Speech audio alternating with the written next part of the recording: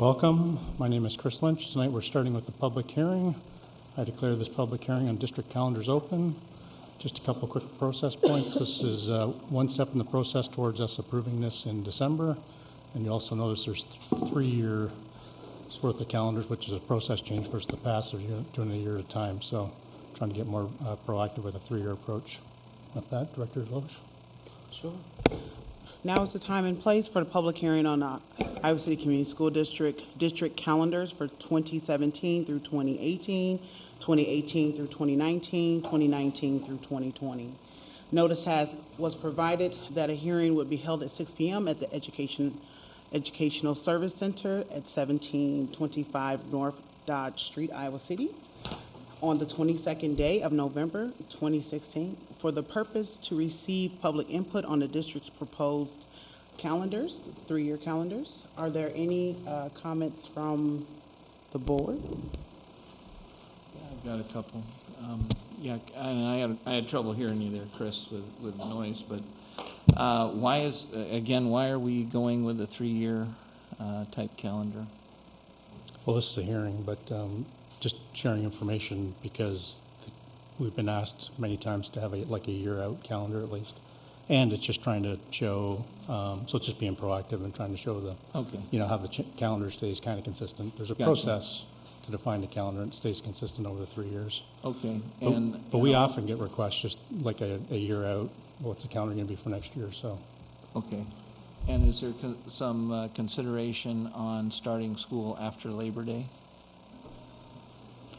To avoid some heat and things like that, since we don't have, because it's...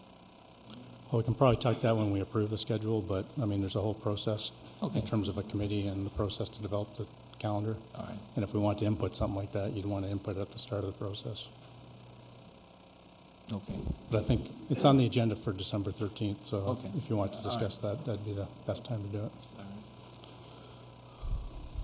Any other questions from the board? Any comments or questions from the community? Thank you. I declare this public. Lori had a Yeah, so question. She just just didn't get in. process question. So can you help me understand the difference between a hearing and what we're going to be doing on December 13th in terms of deciding on the calendar? I know we're not approving anything tonight, but the question that Phil had is what's the difference between that and what we're doing tonight? Well, generally, a hearing, one is you're declaring to the public, right? So it's been put in the paper. Steve, you can correct me if I'm wrong. Sure. One of the things that the state requires you to do with the calendar is to have a public hearing to ensure that we have the opportunity to hear from the public if they've got concerns about the calendar. So that's actually a statutory requirement that we do that. And then that is followed by a board approval of the calendars, and that gives you that opportunity through the regular board meeting to have that debate, discussion, dialogue, et cetera. Okay. The reason I ask is just because if we do have input on it, instead of surprising the administration at the next meeting when they come to us with a calendar to approve and us having no opportunity to have given them our input, I just want to make sure there's opportunity for that before it comes to us so that they don't feel like they've been blindsided by it. Yeah, sure. Is now the time to do that? Or If there's questions or comments, go for it. That's Yes? fine, yeah. Okay, I want to just give the feedback too that I'm sure there's lots of reasons why school is starting before Labor Day in terms of scheduling other, lining things up. But given the fact that we've started the last couple of years with half days or early releases on the first week of school, I would like there to be a consideration of having school start after Labor Day, just so that we can kind of make the most of those days, and then we don't also have parents that are left without childcare when we have heat days, which we're going to have, but just trying to minimize that as much as we can since we don't have the air conditioning in place yet. I'm not sure what year that's all to be in place, but I'm pretty sure it's not going to be within these 3 years of these calendars. So that's just my own opinion on that. All right, further comments, questions? Declare this public hearing closed. Welcome to the Iowa City Community School District School Board meeting on Tuesday, November 22nd. My name is Chris Lynch. I call this meeting to order. I want to thank those in the audience for taking an interest in our district business and also those who are watching on TV. I'd like to start tonight by introducing those at the table with me tonight. To my right is Superintendent Steve Murley, Directors Lori Rotland, Phil Hemingway, Brian Kirsling, Tasha Deloche, Paul Rosler, Chris Liebig is absent tonight, and Recording Secretary Kim Colvin. The public is reminded if they wish to speak, they need to complete a speaker form found at the table in the lobby and turn it in during community comment. Persons may speak to the board about topics relevant to the district. All community comment directed at agenda and non-agenda items shall take place at the beginning of the meeting during the community comment section of the agenda. Just a reminder, you are making comments at a public meeting. Should you make comments that the subject of the comments considers to be inflammatory or libelous, you as an individual may be subject to legal action brought about by the subject of your comments. And the first item on the agenda tonight is community comment. Thank you for your interest in the Iowa City Community School District and for your willingness to share your comments. You're reminded to give your name, address, the topic you wish to speak. During the community comments, persons may speak to the board about topics relevant to the district. All comments shall happen now and shall be limited to 4 minutes per speaker. The initial community comment period shall be limited to 1 hour. Remaining community comment, to the extent necessary, shall take place at the end of the meeting. To the extent you're making comments on items that are not on our posted agenda, the board may ask follow-up questions, but is prohibited by Iowa open meeting laws from responding to questions from speakers or engaging in substantive discussion regarding non-agenda items. And as standard, we always start with our students. And we have a number of students tonight. I think they're going to come on up and get maybe in line as we go. But the first student up is Luann Hayward. Who's up first?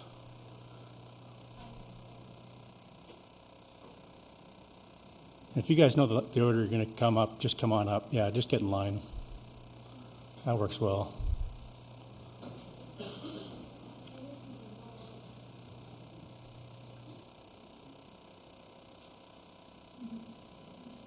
And just introduce yourself. And Yeah, hi.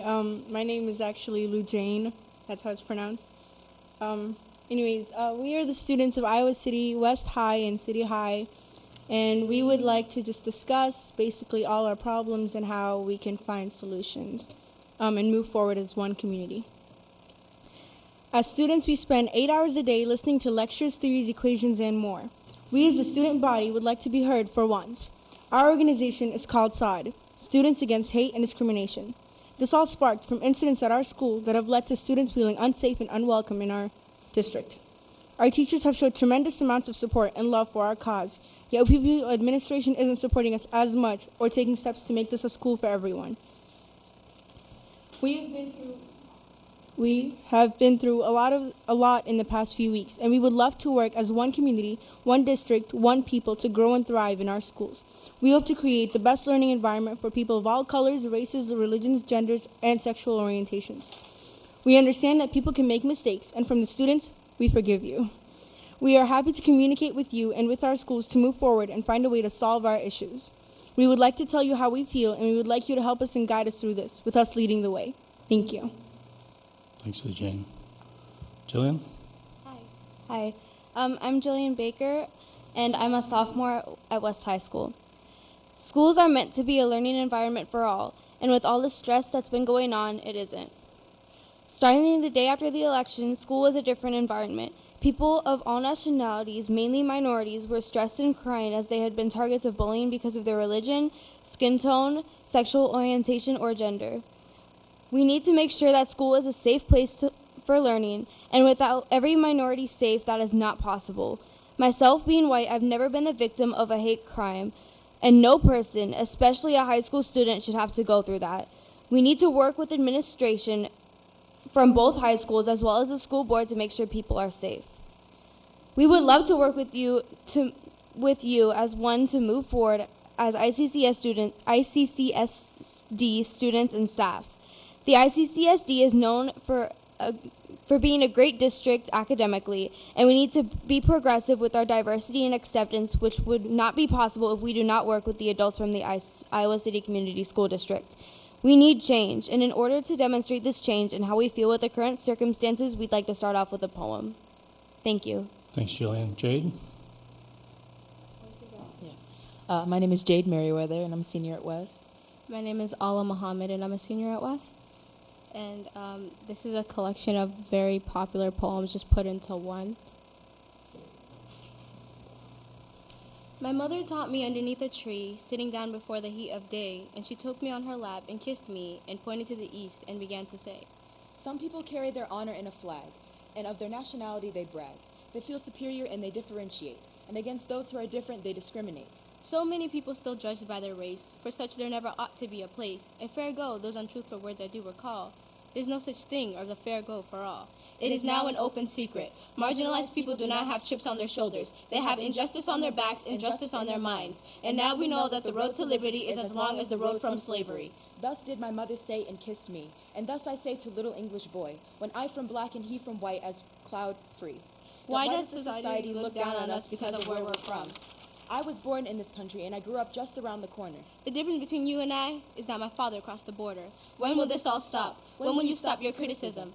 The death of Stephen Lawrence has taught us that we cannot let the illusion of freedom endow us with a false sense of security as we walk the streets. The whole world can now watch the academics and the super cops struggling to define institutionalized oppression as we continue to die in custody.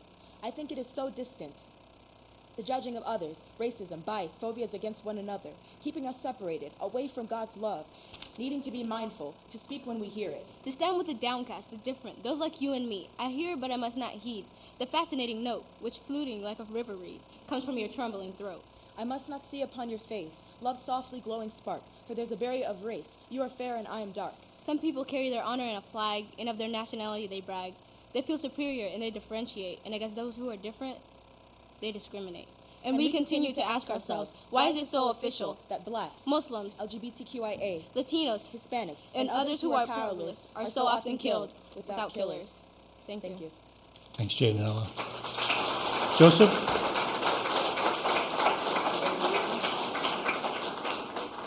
I'm Joseph Bennett from City High. I'm a freshman.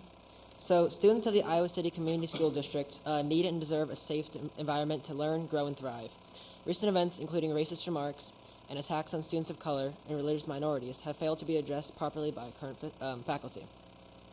We, the students of West High and City High, demand that the following principles are implemented and that actions take place to address these incidences of racism and xenophobia, inhibiting our right to a safe and supportive environment for the purpose of learning. We have a set of immediate and future demands we'd like to propose to the board. We're starting with immediate demands, and our first one is clear support from faculty and administration must be shown in a statement made against bullying and harassment. Students do not currently feel safe at school. This disrupts our ability to learn and participate fully in our education. We must see and hear renewed commitment from our teachers and administrators that bullying and harassment will not be tolerated. We see this as vital to our ability to feel safe again in our schools and regain trust in the adults in our learning environment. Thank you. Thanks, Joseph. Anthony? Hi, I'm Anthony Murphy, a freshman at City High School. We feel that teachers have the responsibility to act swiftly and precisely when dealing with an incident. Students shouldn't feel as though they are being protected in the school environment. Leading up to their second demand, teachers and administration must enact and to provide procedure when an incident has occurred. In the past several days, students have come forward to report acts of violence, bullying, harassment, not just school, but across the nation. These reports have been met with a lack of belief and have garnered no disciplinary actions against students who committed such acts. The school, faculty, and administration have guidelines to proceed which they address these acts, Policy 502.1 and Policy 502.3. We must see administrators and faculty enact these procedures and protect vulnerable students when they come forward with complaints. Thank you. Thanks, Anthony. Mohammed? Hi, my name is Mohammed Abdallah, and I'm a freshman at City High School. We feel education is key to success in any environment. Therefore, students should always be aware of their rights at school. That introduces our third immediate demand. A show of good faith from faculty means educating students on their available rights and resources available to protect them from bullying, harassment, and discrimination.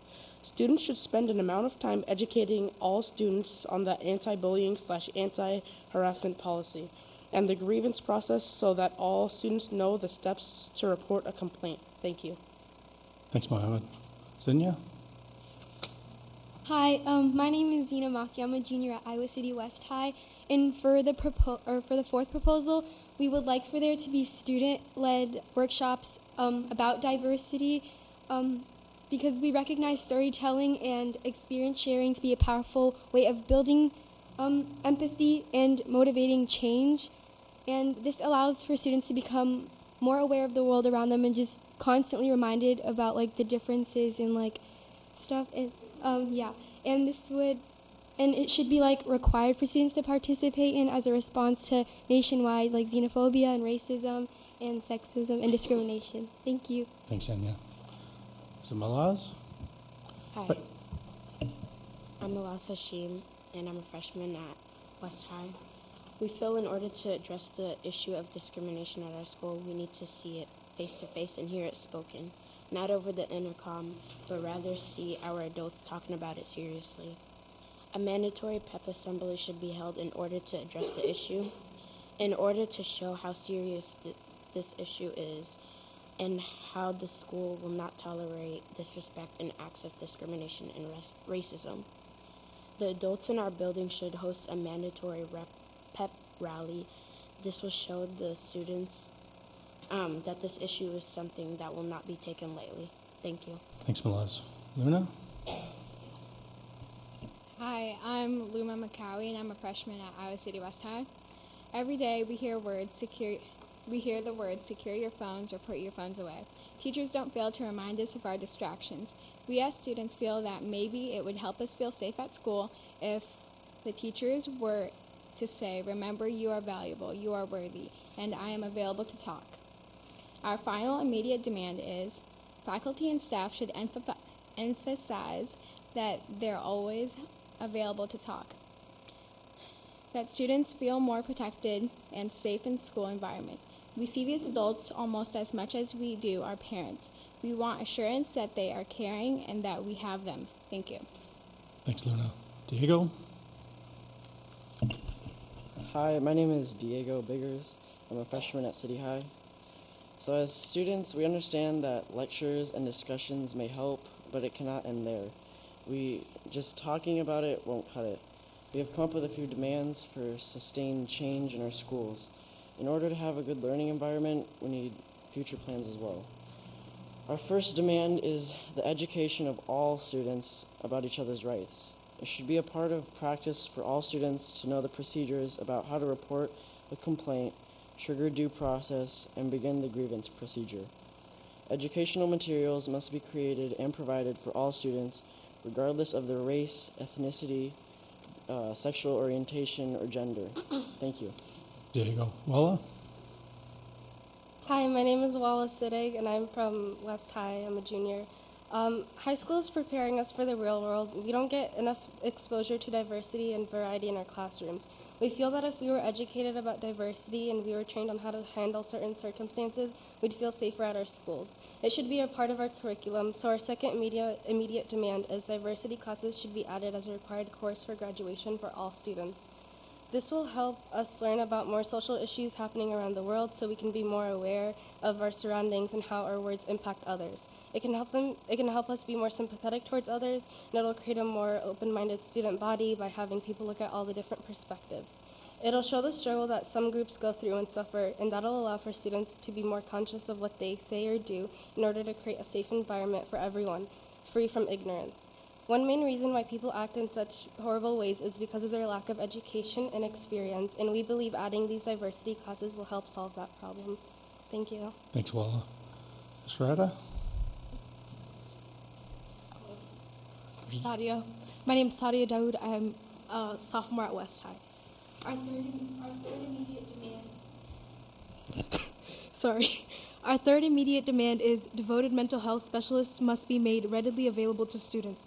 There must be a mental health professional on staff at each school that is known to students, always available and accessible, whom we can seek out in time of need. I'm Esra, a sophomore at West. At City they have a therapist, but West doesn't. I think that you mistake our counselors for therapists. We go to our counselors for help with our locker combination and schedules, or if we are about to get expelled. Both City and West students agree, by definition, a counselor is someone who gives guidance on personal, social, or psychological problems. Our counselors are more like school advisors, and you need to change that. Usually, our counselors are people we go to for a schedule change or for dropping a class. Administration are people we go to if we were in a fight. Teachers are there for grades. We don't have people to go to if we want to talk. Just talk about our feelings. We need devoted mental health specialists at our school. Thank you. Thanks, Ezrata. Khalud? Hi, I'm a freshman at West High, and if you haven't noticed already, we're a stubborn bunch of kids. We don't give up easily. Therefore, with all due respect, we demand to be a part of your reconstruction of our schools. We cannot leave this in your hands. You are the adults in charge, but in order to fix what's wrong with our student body, you need student voices to be heard. We would like to communicate with you and the administration to make our schools as safe and welcoming as possible. Our committee is very dedicated. Our final demand is students are involved in the restoration of our rights in our schools. We would like to hold a meeting where, as adults, we communicate our problems and you communicate what possible solutions are, and so on. Thank you. Thanks, Khalud. Raneem? Hi, I'm Raneem, and I'm a senior at West High. And we've been asked time and time again what support looks like for us, or what we think support is. Here are some quotes from students themselves from both City High and West High students about what support is for them. One student said that my teacher should always tell me that they're available and to talk and is always there for me. Another said, I want someone to talk to. No one at school is free for me to talk to. Another student said, we hear secure our phones every day, but how about maybe you're valued or you're important? Another student said, stick up for us when you see something wrong happening. And another said, our teacher specifically saying that I am here to talk and I'm here to support you. Thanks, Raneem. Thank you. Ewan? Hi, my name is Yiwen Gao, and I'm a senior at West High. And I was born in China, and I moved here to Iowa City when I was 9 years old. And so, I'm a first-generation Chinese immigrant. And ever since I moved to Iowa City, I've never felt outcasted or ostracized. And I think just this community, Iowa City, has a history and tradition of making people feel welcomed, and we should just keep that going. And also, last month in October, several students and I organized a multicultural fashion show called Walk It Out, and it was based on the University of Iowa's Walk It Out. And it was just an event to celebrate our heritage and promote diversity on campus. And I think around 60 students were involved, and we had almost 200 audience members come to the event. And that just shows that we are passionate about our culture, our heritage, and we'll do our end to make sure these demands happen. And especially number 4 about the workshops to educate other students about who we are and just heritage and stuff. And it also shows that even before the election, the show happened in October, we were passionate about promoting cultures and stuff, and after the election, it should be even more of a priority. Thank you. Thanks, Ewan. Miriam? As you just said, my name is Miriam Keita, and I am a freshman at Iowa City High School. Some of you may have heard me speak at the City Hall meeting last week. I thought long and hard about what I wanted you all to take away from today, and I have decided that I'm not done talking yet. This is about your children, my peers, and me. We are not here today because an unfavorable candidate won the election. We are here because the election has proven to be a catalyst for those who gain power through spreading hateful rhetoric and those who get a rush from causing others pain. Those people have borne their uglier sides. We are here because this election has motivated us to fight for the rules that we should already have in place. We are here because the rules that are in place are not sufficient, and we are asking for your assistance in combating that hateful rhetoric. We can scream and shout until our voices go, and we have. We can sit in and walk out and march until our feet are blistered and our bones are tired, but all of that is frivolous if you all insist on turning a blind eye. All of it is pointless if our plights are ignored, and I have heard so many people tell me that they have never felt safe at school. I've heard the stories of so many people who were left to hang after asking for help, and even more stories of those who were too scared to ask for it. I'm here because I want to be a part of something bigger than myself, and this is bigger than me. It's about all of us. We, the kids that are fighting for change, are here today. And some of us are at home wishing they were here today. We're telling you what needs to be done, and it's your duty to see it through. Everyone always says that we are the future, and we are asking you, the school board, to help us shape a well-rounded and inclusive one. That our children will not have to face the same challenges that we do now. That we will not have to comfort our children when they come home crying after a day of abuse from their peers, as our parents have to do for us now. And for the sake of our futures, defend us. For the sake of our futures, do your duty. The status quo is not working. It is a good system that we have in place now, but I do not think it is substantial. I do believe we could be doing more, and we're asking you to help us do that today. Thank you. Miriam.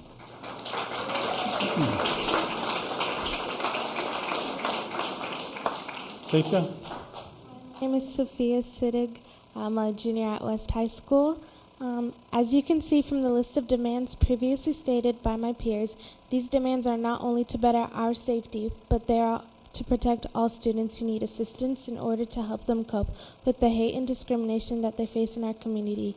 We appreciate and recognize all the support that we have been receiving from our faculty and community members, but now it is time to finally implement these requests into our system so we can create a safe and welcoming learning environment for everyone, as this is our right that we all have.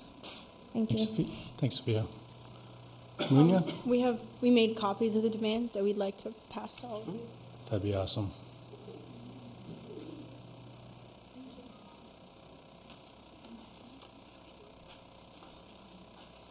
Still got a Munya and a Bruce Clark. For everybody?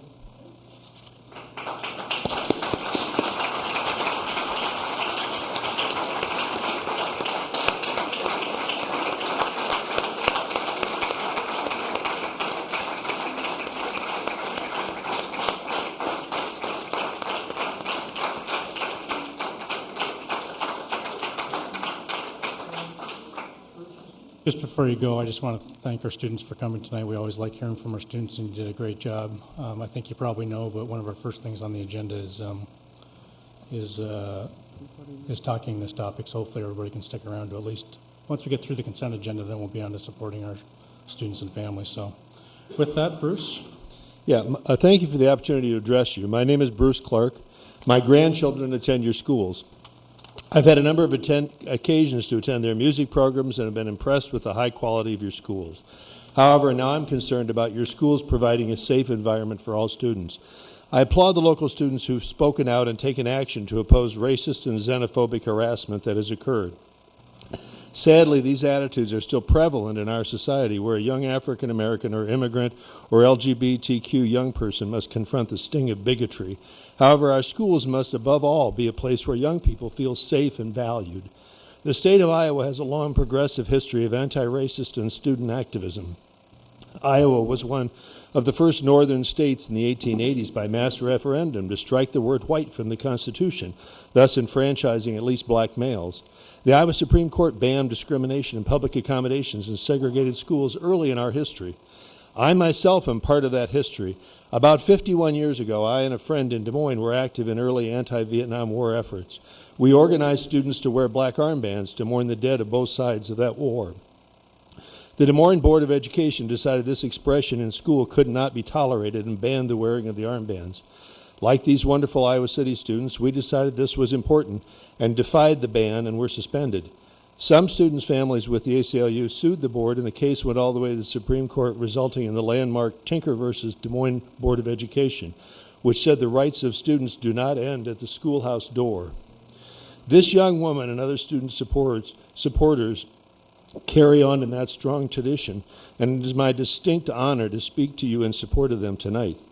This is not about attacking any particular school authorities.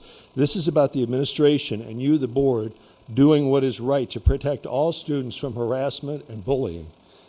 A famous German theologian said, "First they came for the socialists, and I did not speak out because I was not a socialist. Then they came for the trade unionists, but I did not speak out because I was not a trade unionist. Then they came for the Jews, and I did not speak out because I was not Jewish. Then they came for me, and there was no one left to speak out for me." Please let us all commit to the idea of never again. In the face of rising hate actions in this country, we must all loudly say, "Not this time." History was on our side in Des Moines 50 years ago, and history is on the side of these courageous students now. Don't make the mistake of permitting harassment of young people by turning a blind eye or re-victimizing the victim by not taking these incidents seriously. I'm also a union activist and a public employee and president of the Iowa Postal Workers Union and of the Dubuque Federation of Labor. I therefore urge my fellow public employees, the teachers of Iowa City, to take a clear stand in support of these students. To say this is a teaching moment would be a great understatement. I believe there is a biblical concept that a child will lead them. Today, your children are leading you, as the young people of my generation did so many years ago. Don't make the mistake of the Des Moines Board of Education and try to block student expression of good ideas. Stand with your children and make it clear that harassment and bullying will not be tolerated in your schools. There is an idea now that the deep divisions in our country made clear this year that these are just opposing political views and all views must be tolerated. But this lovely young woman was not harassed for wearing a Hillary shirt or some political button. It was for the color of her skin and for not being an immigrant, and for being an immigrant. All of Iowa, and indeed the nation, is watching you now. Do the right thing, the very Iowa thing, and stand against racism and for inclusion and for safe schools for all students. Thanks, Bruce. Orville Townsend. Orville Townsend.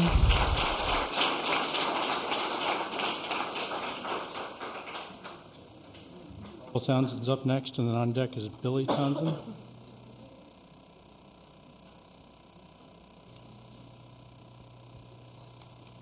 Good evening. I'm Orville Townsend, 713 Whiting Avenue, and this evening I'm here to speak to you regarding the community outreach position. As you know, here in our city, our law enforcement has been dealing with trying to build trust and improve situations with the minority communities. This summer, they came up with something that they've been working on. It was the position of community outreach person or officer. This person will be working with the community and into the schools. Now, when this idea first came up, the first thing that happened was the police chief, in order to have input, wanted it so that this position would not be able to come into, whenever this position came into the schools, a police officer would accompany the person.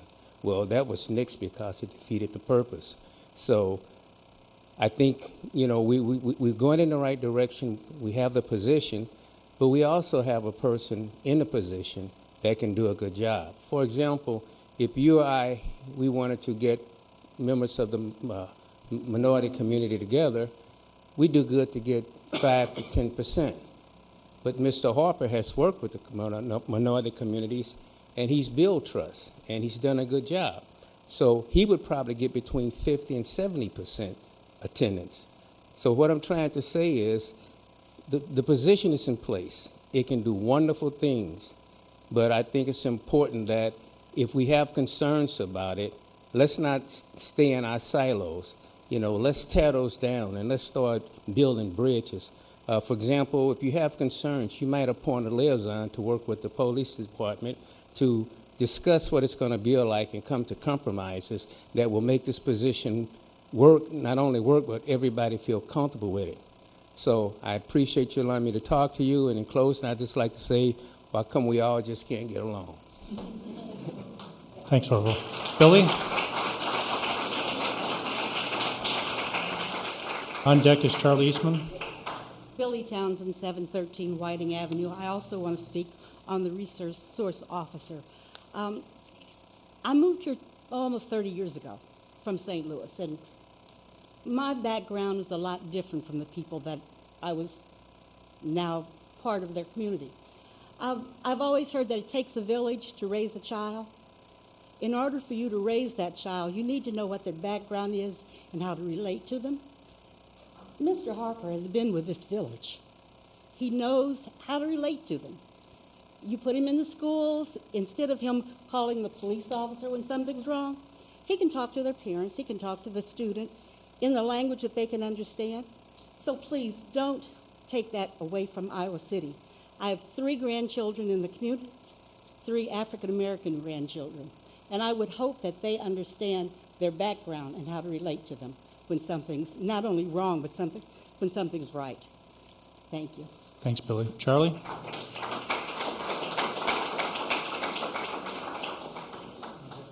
Mary Murphy, be next. Sorry, Chris, I didn't hear you when you called my name first. Yes, sorry. Okay. I just want to talk about the community liaison item on your work session agenda also. I've known Mr. Harper for a number of years now, admire his work greatly. I think he's extremely well qualified to do to be in the position that the Iowa City Police Chief has appointed him to, which is a non-law enforcement officer. That position does not have the power to arrest or to, it's not an armed officer. He wears a uniform, but, you know, he's an employee of the police department, so that's fine with me. Henry is great in the school system. He's great with students. Everyone that knows Henry knows that. And I think he's a great advantage to the school system and the students. So I hope you'll find a way to work through any issues that you might have outstanding, and go ahead with Henry being in the school, that position being in the school, and other people that can do the same kind of work eventually being in the schools also. Thanks. Thanks, Charlie. Mary? And then on deck will be Julie Van Dyke. My name is Mary Murphy. I live at 890 Park Place in Iowa City, Iowa, 52246. I have 5 children. I want to preface my remarks by stating that much of the junior high curriculum moves like molasses for many students, and we should not want that for our 9th grade students. We should also want our talented and gifted programming, including any accelerated options, to be diverse, so all have access to opportunities. Thank you for including the secondary program of studies information for science as a board agenda item. The science proposal before you, while a step in the right direction, would result in more junior high students of all demographics not being adequately challenged, so I encourage you to reject it and send it back to the administration for improvement. First, current 8th graders must be able to skip the earth and science requirement and enroll in biology as 9th graders in 2017 without the prerequisites.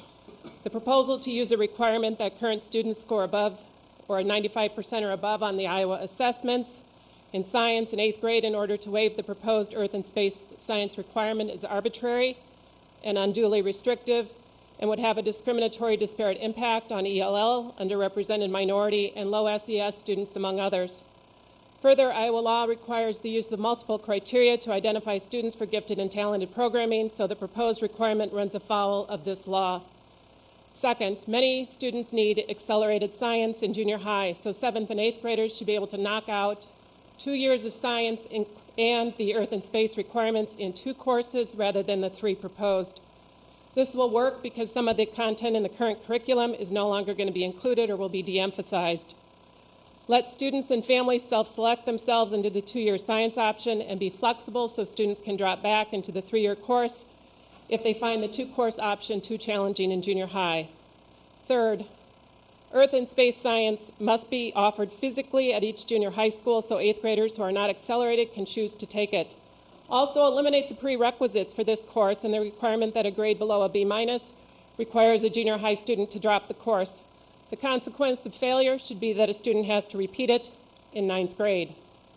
Fourth, qualify more students of all demographics to take pre-algebra as 7th graders to help them prepare to move into higher level science and math courses.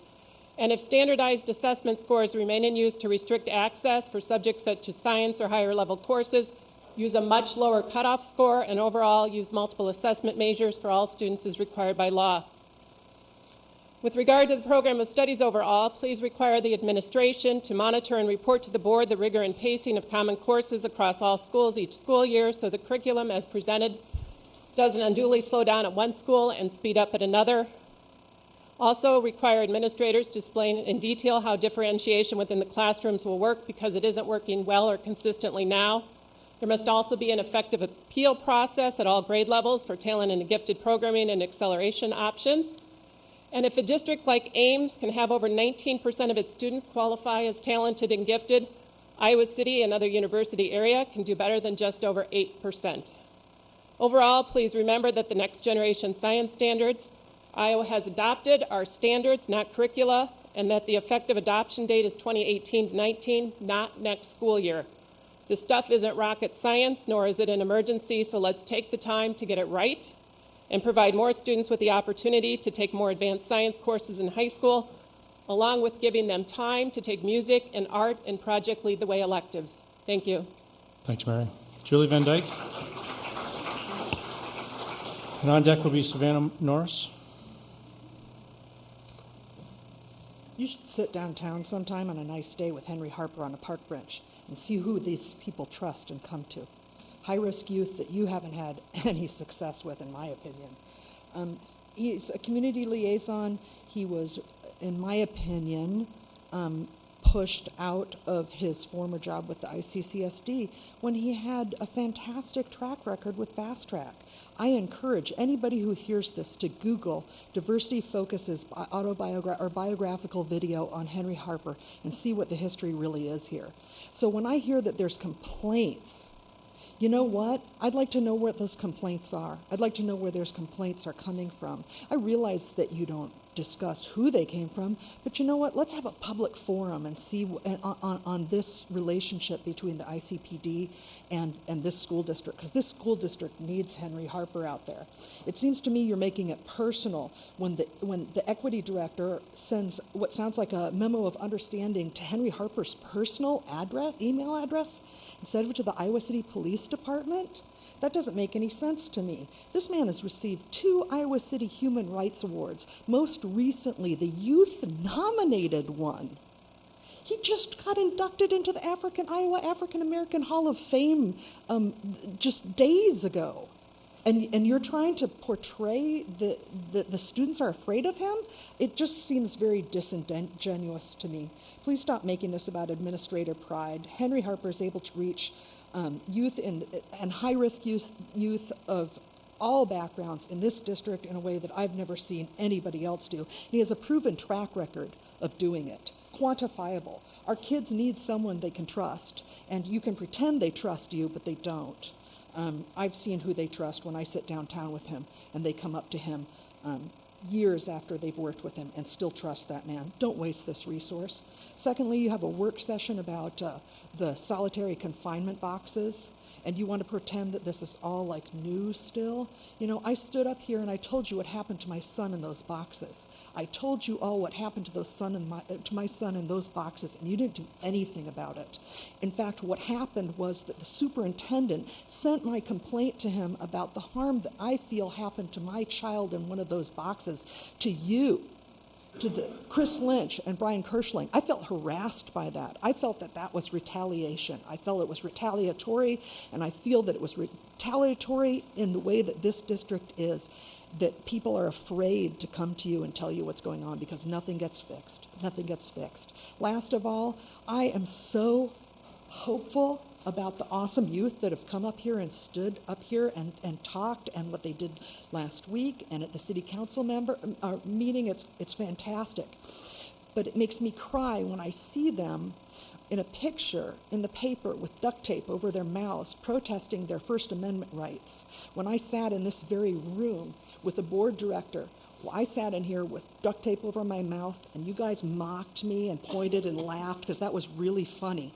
That board director sat behind me with a shirt on that said duct tape. It can't stop the stupid, but it sure muffles the sound. Awesome, awesome wrestler. You are such the equity candidate. Thanks, Julie. Savannah?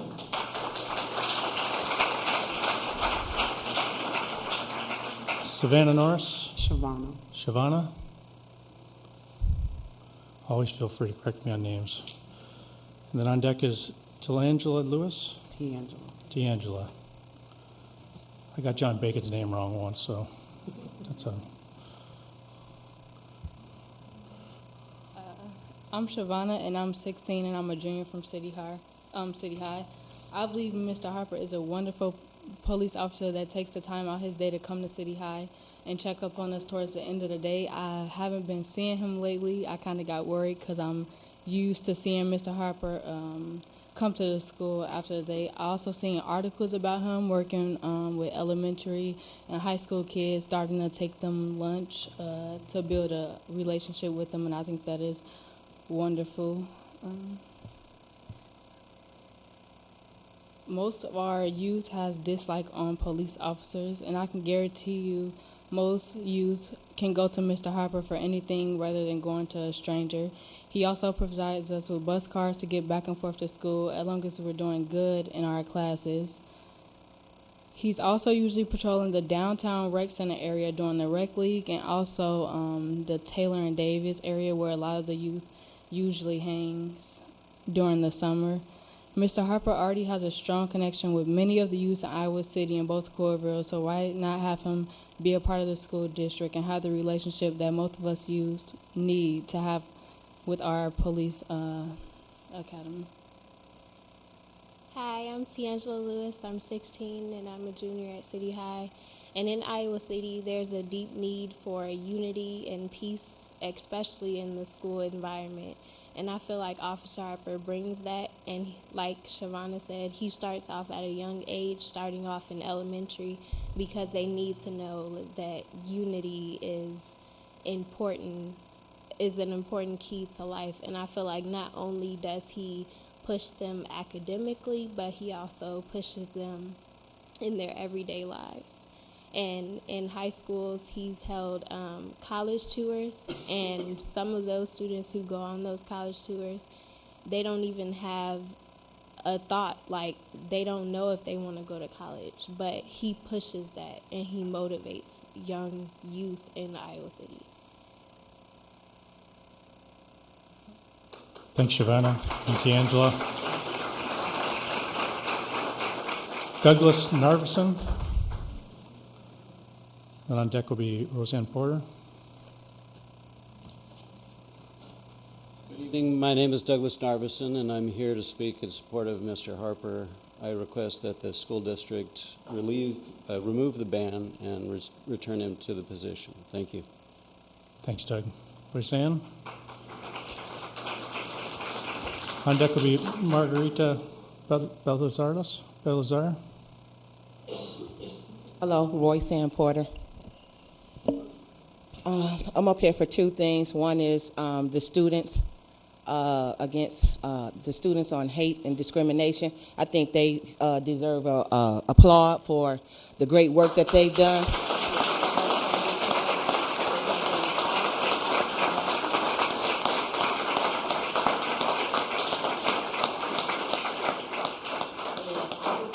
I know y'all haven't met since the election. And you probably just really don't know what's going on, but you know, all this rhetoric and where it's coming from and the hatred and everything, we know where it's coming from, but to be in the Iowa City School District doing it, we never expected it to be this bad. I just want to say, as far as the West High principal, I'm very disappointed in him because I feel like I've told these students, we shouldn't even be here in front of y'all talking. I feel like there should have been an assembly or something and say, hey, this behavior is not going to be tolerated. To tell somebody to go back to their country, this is their country. So I just think that this is all ridiculous. I do want to say the epidemic of bullying at the middle school and high school level takes a massive toll on the young victims. Estimates are that as many as 50% of students suffer degrading verbal, physical, and social media harassment. Every day, the press reports another horror story. The scars can lead to suicide, self-destructiveness, and a lifetime of impaired self-esteem. We owe it to our children to provide a safe environment for maturation. Students are singled out because of their looks, weight, gender, ethnicity, speaking patterns, and talent. It is time for change. Athletes sit at the top of the status food chain on most of these campuses. They are the most admired and emulated figures. If instead of being the bullies, they are the proponents of tolerance and acceptance, the culture of a middle school or high school can change. The core principle of our sports law practice over the last 42 years has been that athletes have a responsibility to serve as a role models and trigger initiative behavior. We do know that the people who made some of the comments at West High are athletes and nothing was done about it. I don't care if he run for cross country. He should be checked on what he's doing. I don't care if you're an athlete. They deserve punishment as well. Whatever the bullying, harassment, the policy for the principal to ask this young lady, what do she think his consequences should be? He shouldn't be principal if he don't know. He's the administration. Why would you start at the top? So a lot of this could have been avoided. So I do want y'all to know we gonna cut this. I ain't worried about it. I know something gonna be done about it. Because I know y'all going to make a decision tonight and y'all going to do the right thing. So I already know about that. And to get on Henry Harper, number 2, I ain't got to say much about Henry Harper. I've been working with Henry Harper for over 15 years in this community. Everybody know what Henry Harper do. Henry Harper work is done in this community. The kids trust him. The kids, they go to Henry. They know that they can talk to Henry. They can rely on Henry. So I don't have to say much for Henry. Henry award the same day that this was out in the newspaper. He was being inducted into the national, that, y'all know what I'm trying to say. My mind, I'm just everywhere. But Henry is a good guy. What I do want to say, a lot of people got Henry mixed up. Henry is not a police officer. He's a community service officer. So I wish people would get those two mixed up. They talking about police officers in the school. So I wish people would make a difference or look at it and see that Henry is not trying to be a police officer. Henry is doing his work as a community service officer. Thank you.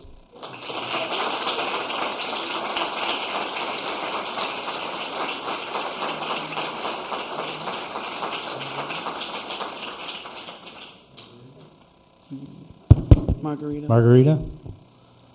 Third time. And on deck is Jenny Struthers.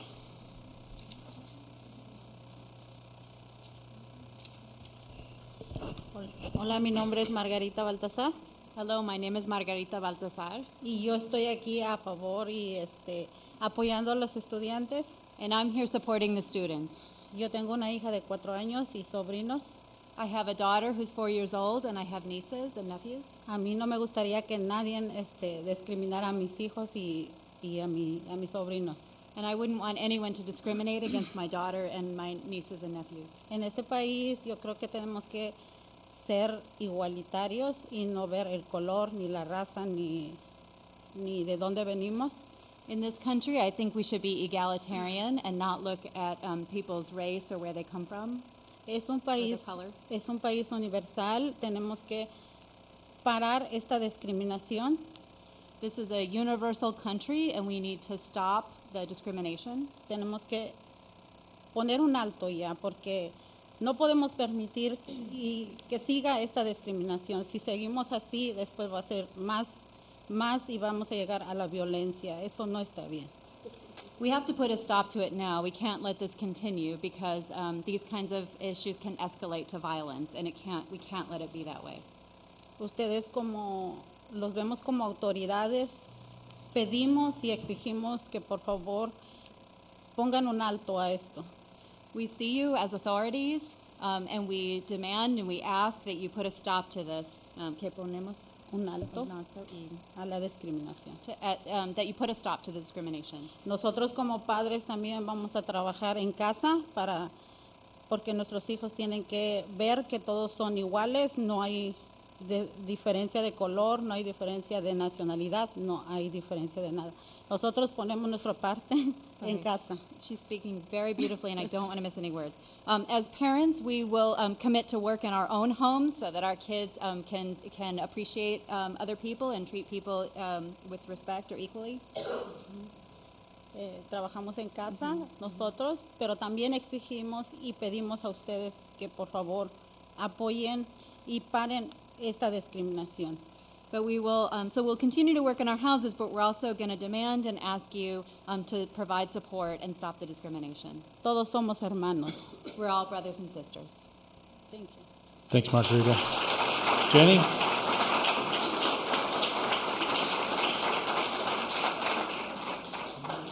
Next is Mona Abdullah.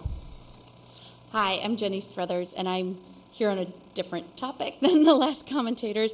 I had just saw the public notice that we were going to talk about the school calendar for the next 3 years, and I just wanted to put in my opinion that I still think that the extension of the elementary school day, a half hour, it's too long. If you talk to the teachers in the elementary schools, they say that it's just too long. The kids can't focus that long, and the research is saying that if we, shorter times, we're not having as much recess, and we're also having 175 days in our school year instead of 180, so we have a longer summer drain. And I know that there was reference to other school districts around us that had a longer day, but I did look on their websites and I noticed they still have 180 days, even with the longer day. So I'm not really sure if it's like a contract negotiation with teachers or what, but I do think that it is hurting the students. I do think that going back to a shorter day and more of the days, if we can do it within our budget, I think really would help the elementary students, and the teachers I've talked to would also be in support of that. So that's what I have to say. Thanks. Thanks, Jenny. Mona?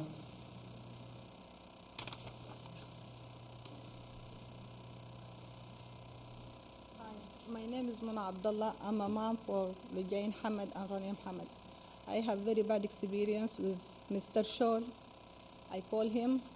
My daughter, she has accident in the cafeteria on Wednesday, but I have very bad situation in my house going on, and I don't have time to call him, and I call him on Friday, and I start to talk to him because I'm waiting Wednesday and Saturday. He did not call me or say anything, and I call him Friday morning, and I asked him about what he's doing about my daughter, Lujain Hamad, what's happened in the cafeteria. He act like he doesn't know anything. He keep asking me, what happened? I don't know. What happened? I said, how you don't know? How you don't happen? Because you have 2 assistant principal in the cafeteria when that happened. And I'm sure they're supposed to tell you what's going on. He said, yeah, I know, I remember, but I don't have enough details. I don't have the full story. And I said, okay, now I'm going to tell you the full story. I start to tell him the story. And at the end, I told him, actually, I don't feel safe because the kids, if they try to act like that, that's not going to be safe for my daughter. And I'm so scared, and I don't feel comfortable. And he started to ask me, what do you want me to do to feel your daughter feel safe? What do you want me to do to your daughter feel comfortable?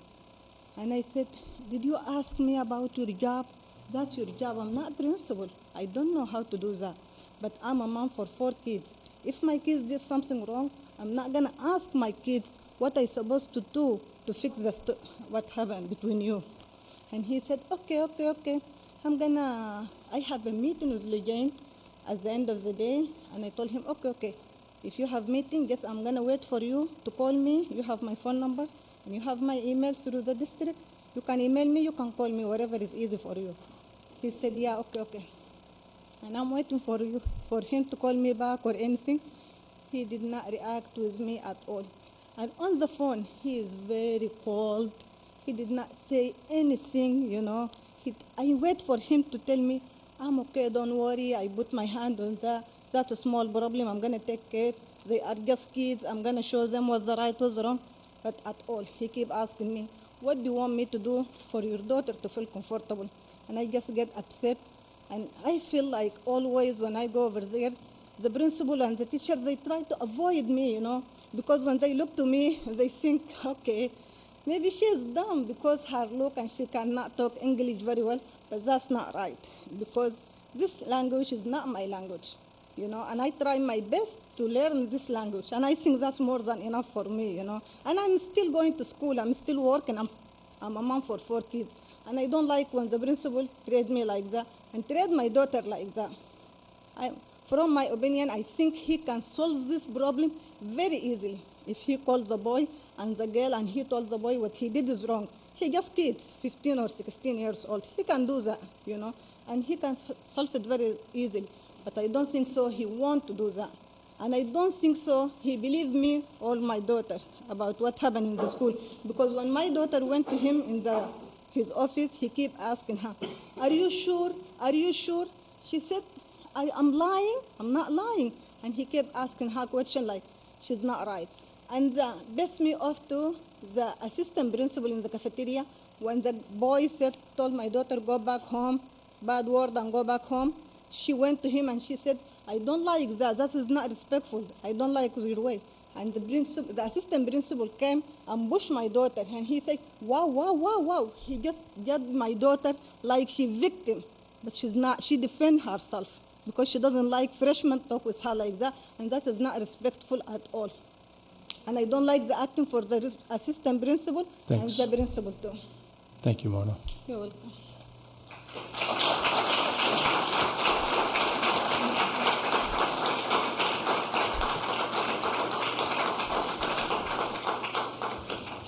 That's it for community comment tonight. Thank you for all sharing your comments. Next item on the agenda is the business consent agenda. Entertain a motion.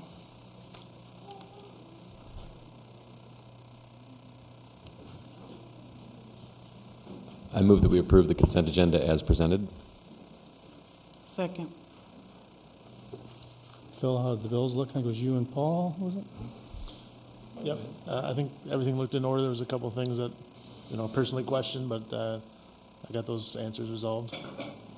Right, same thing. There was a painting expense on our warehouse that we'll discuss when it's the right time. All right, Everything's on. thank you. Kim, ready to vote? Online voting is open.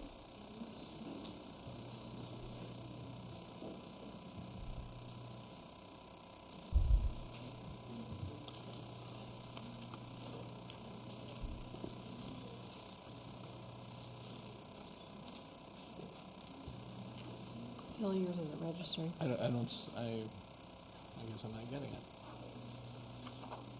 How would you like to vote? I will vote yes. Thank you. All votes have been cast and the motion carries with all directors voting in favor. Thanks, Kim. Moving to the board work, first just a process point. We have a lot on our agenda tonight, both in the board meeting and in the work session, so I'll do my best to keep us moving.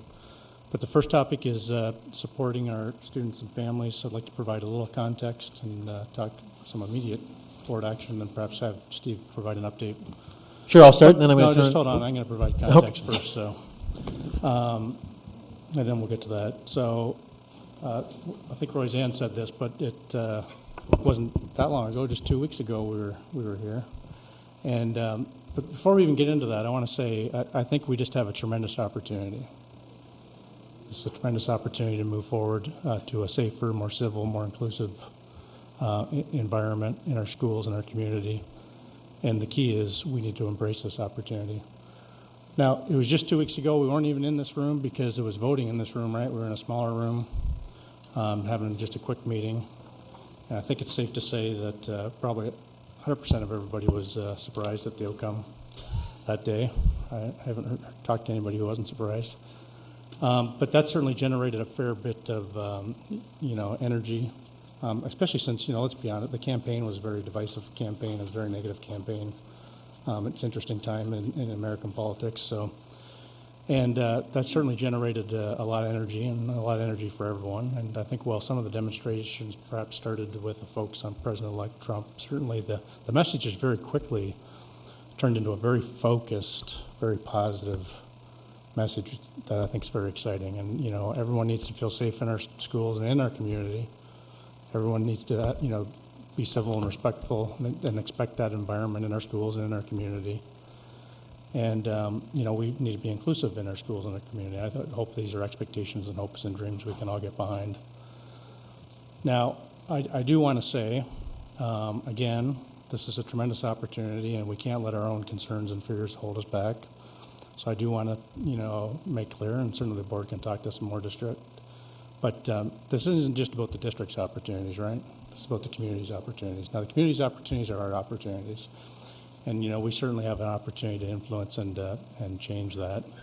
But I want to get clear that, you know, our students' activities certainly, I think, have turned to a very positive thing. We shouldn't take it personally. We shouldn't take it personally as a district. We shouldn't take it personally as administration or principal or teacher or students.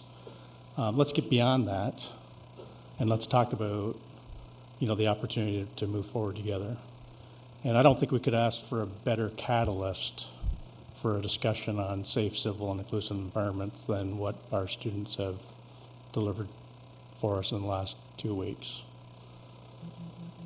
So I just wanted to say I think this is a tremendous opportunity. Now, I think before we even go too far, I think we should meet the students' first demand. And I think it was pretty simple, clear support from faculty and administration.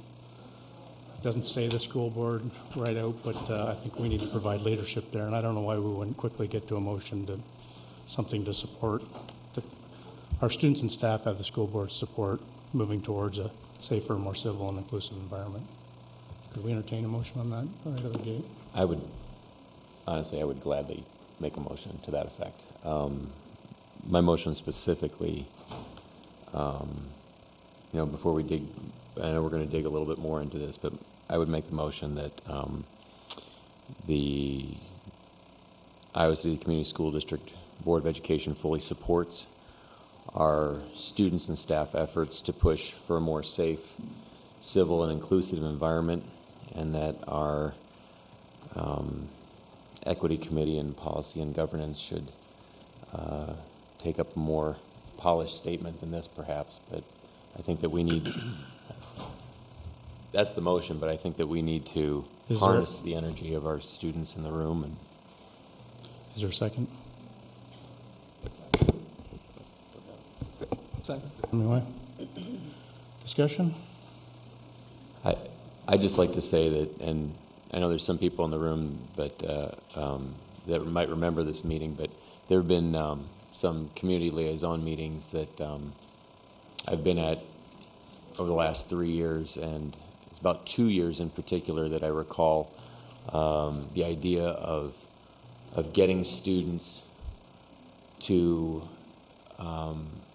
be energized about talking about diversity in our schools and taking on this conversation and helping each other to learn about what it is to be part of our society and respecting differences. And I remember sitting at this meeting and people kind of scratching their heads thinking, how are we going to get students involved? So again, I'm just going to say you're right. It was 2 weeks ago that we sat in this room, and you're right. I was surprised about the outcome, but I do think this is a huge opportunity to take the voices of our wonderful students and the energy of our students at the back there, because this is what we're up here for. It's for you, and to harness that and utilize that to bring about the conversation, to bring about productive change, to bring about our ability to help foster an environment that helps all the students that are here, all the students that are not here, to learn what it is to be a responsible, respectful citizen in this community. So I appreciate y'all being here, very much so. Sorry.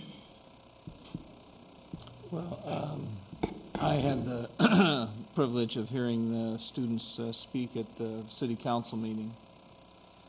And I think that we should all be very proud of as a community, that the type of the kids that we have. They went there as a large group, well behaved, made a very professional presentation, and it was a great lesson in civics that they understand, they get it. And they're active in their communities. I did read something there, and I'd just like to repeat it today because some of them weren't there when I read it. But bullying based on assumption of any other student's race, ethnicity, nationality, religious faith, or lack thereof gender identity, or sexual orientation will not be tolerated, period. We just can't tolerate it at all.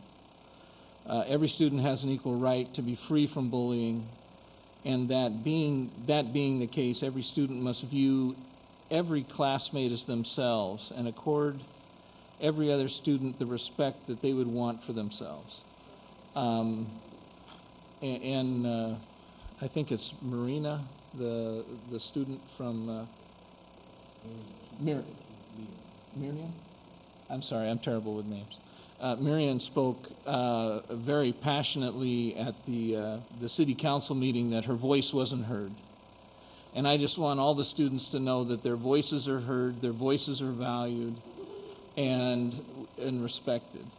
And we will do everything in our power to make you feel comfortable in your buildings.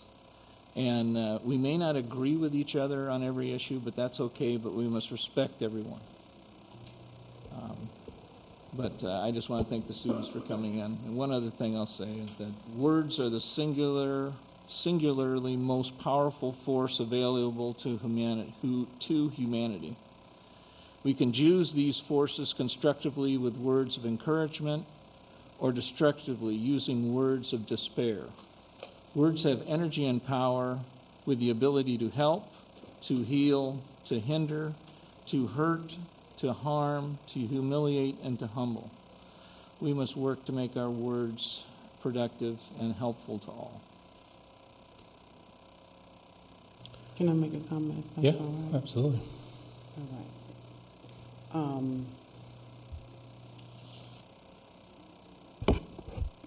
Thank you to the students in the back, because I've been working on this since I was y'all age, literally 14 years old, living in Iowa and walking down the street being spat at and being called the N-word. So that's when I started this work on social justice issues. So it's personal to me knowing that I've worked on this for 20 years and yet you're still going through what you're going through.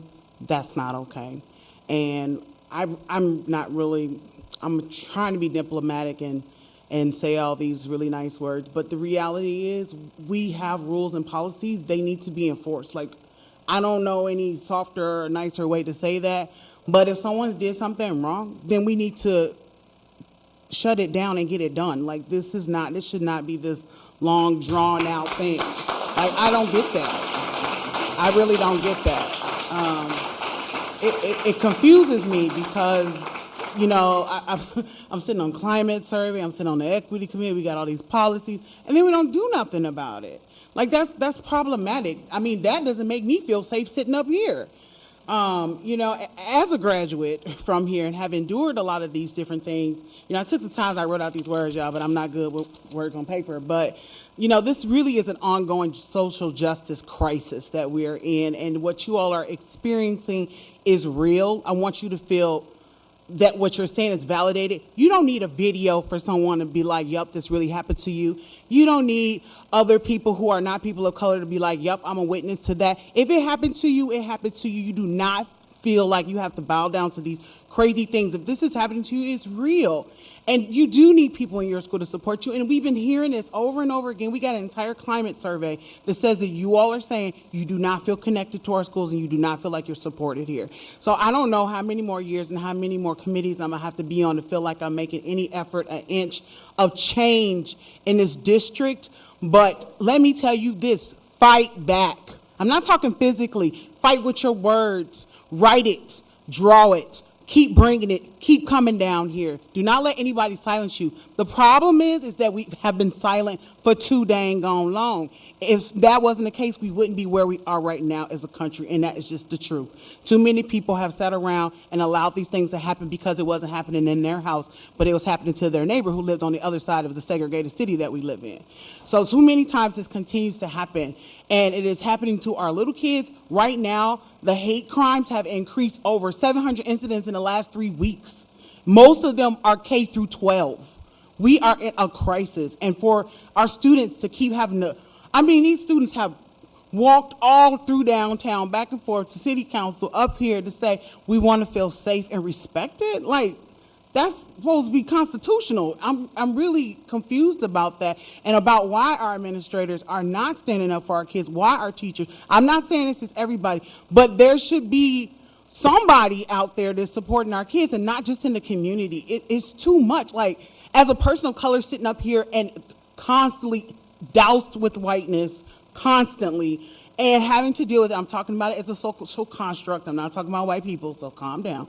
I'm talking about as a construct. It is tough as a person of color to sit up here and not to be angry about this. Like, how can you not be angry that our students are hurt? They're hurting. They have been hurt.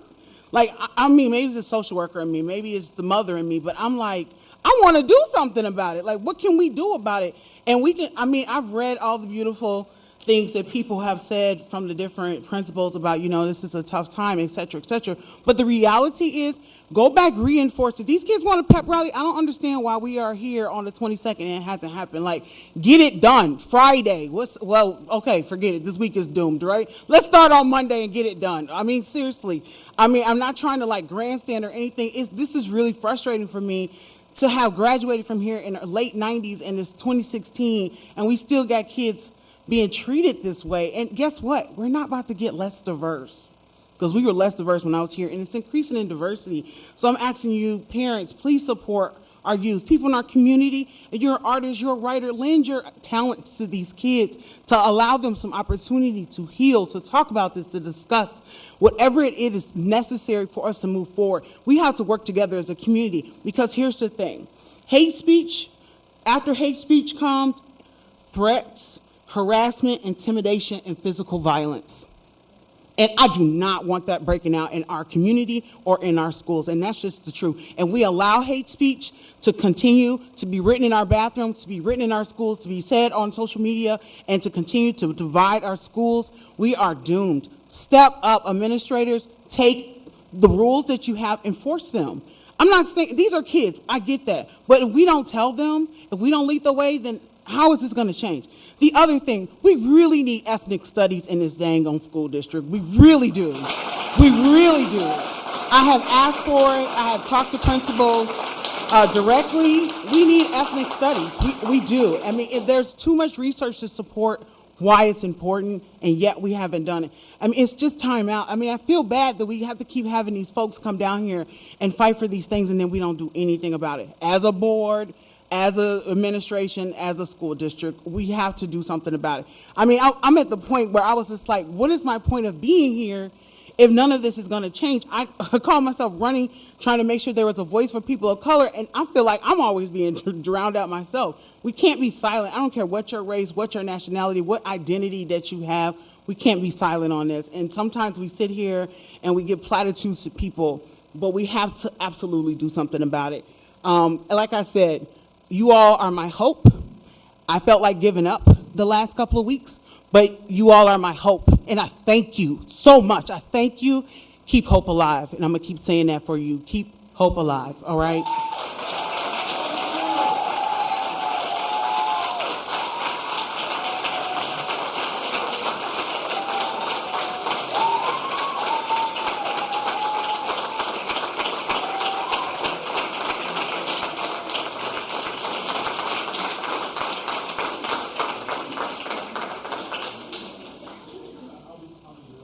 I'll be real brief. Because Latasha said some really great things. Two things that I want to reiterate is that students are the best teachers for other students. So if they want student-led workshops on diversity, we need to make that happen, because kids will teach kids.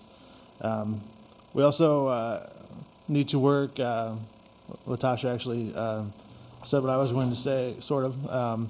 When we're talking about curriculum, we need to make sure that we're including culture into our curriculum. So, into our reading, into our math, into our social sciences, all that. So I just would like to ask the administration, as we're reviewing curriculum, that we look to include culture into our curriculum as well. Great, Lori.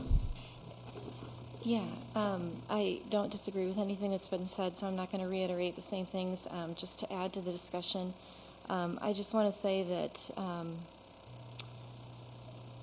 somebody used the word teachable moments, and I agree, that's an understatement. for lack of a better way to say it, these are teachable moments, and this is an opportunity.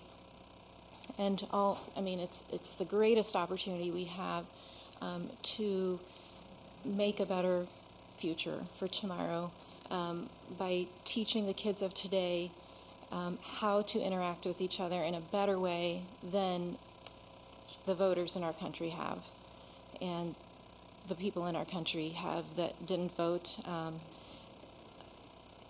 Our children right now are a reflection of their parents, and what we see happening is not a lot different from what we see happening on a larger scale.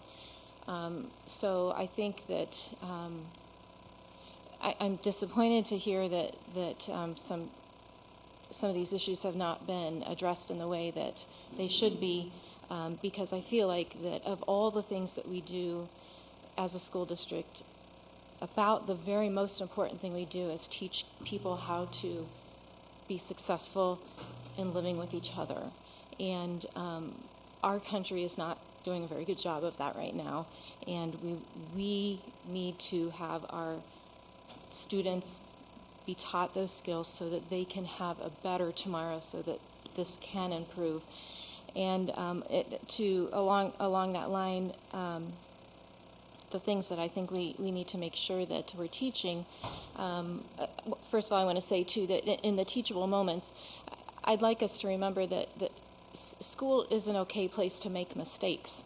And some of these kids that are doing these things that are inappropriate, it's our duty to address those, but we also need to recognize that school is an okay place to make those mistakes, and it's much better for them to have made those mistakes as a kid and for them to be taught how a better way than to have them grow up as adults with a mindset and a worldview that reflects a very closed worldview. And so I think it's okay that mistakes are made, but what's important is that they be addressed, and that's just about the most important thing we can do. We need to teach our children how to decipher what is truth and what is not truth. Our adults in our country right now many of them are relying on echo chambers for shaping their worldview, and I think we need to teach our kids that that's not the way to shape your worldview. We need to teach them how to decipher what truth is. We need to teach them how to listen to each other without judging. We need to help them to gain an understanding of those that are different from themselves, and to value those differences instead of seeing them as something that needs to go away.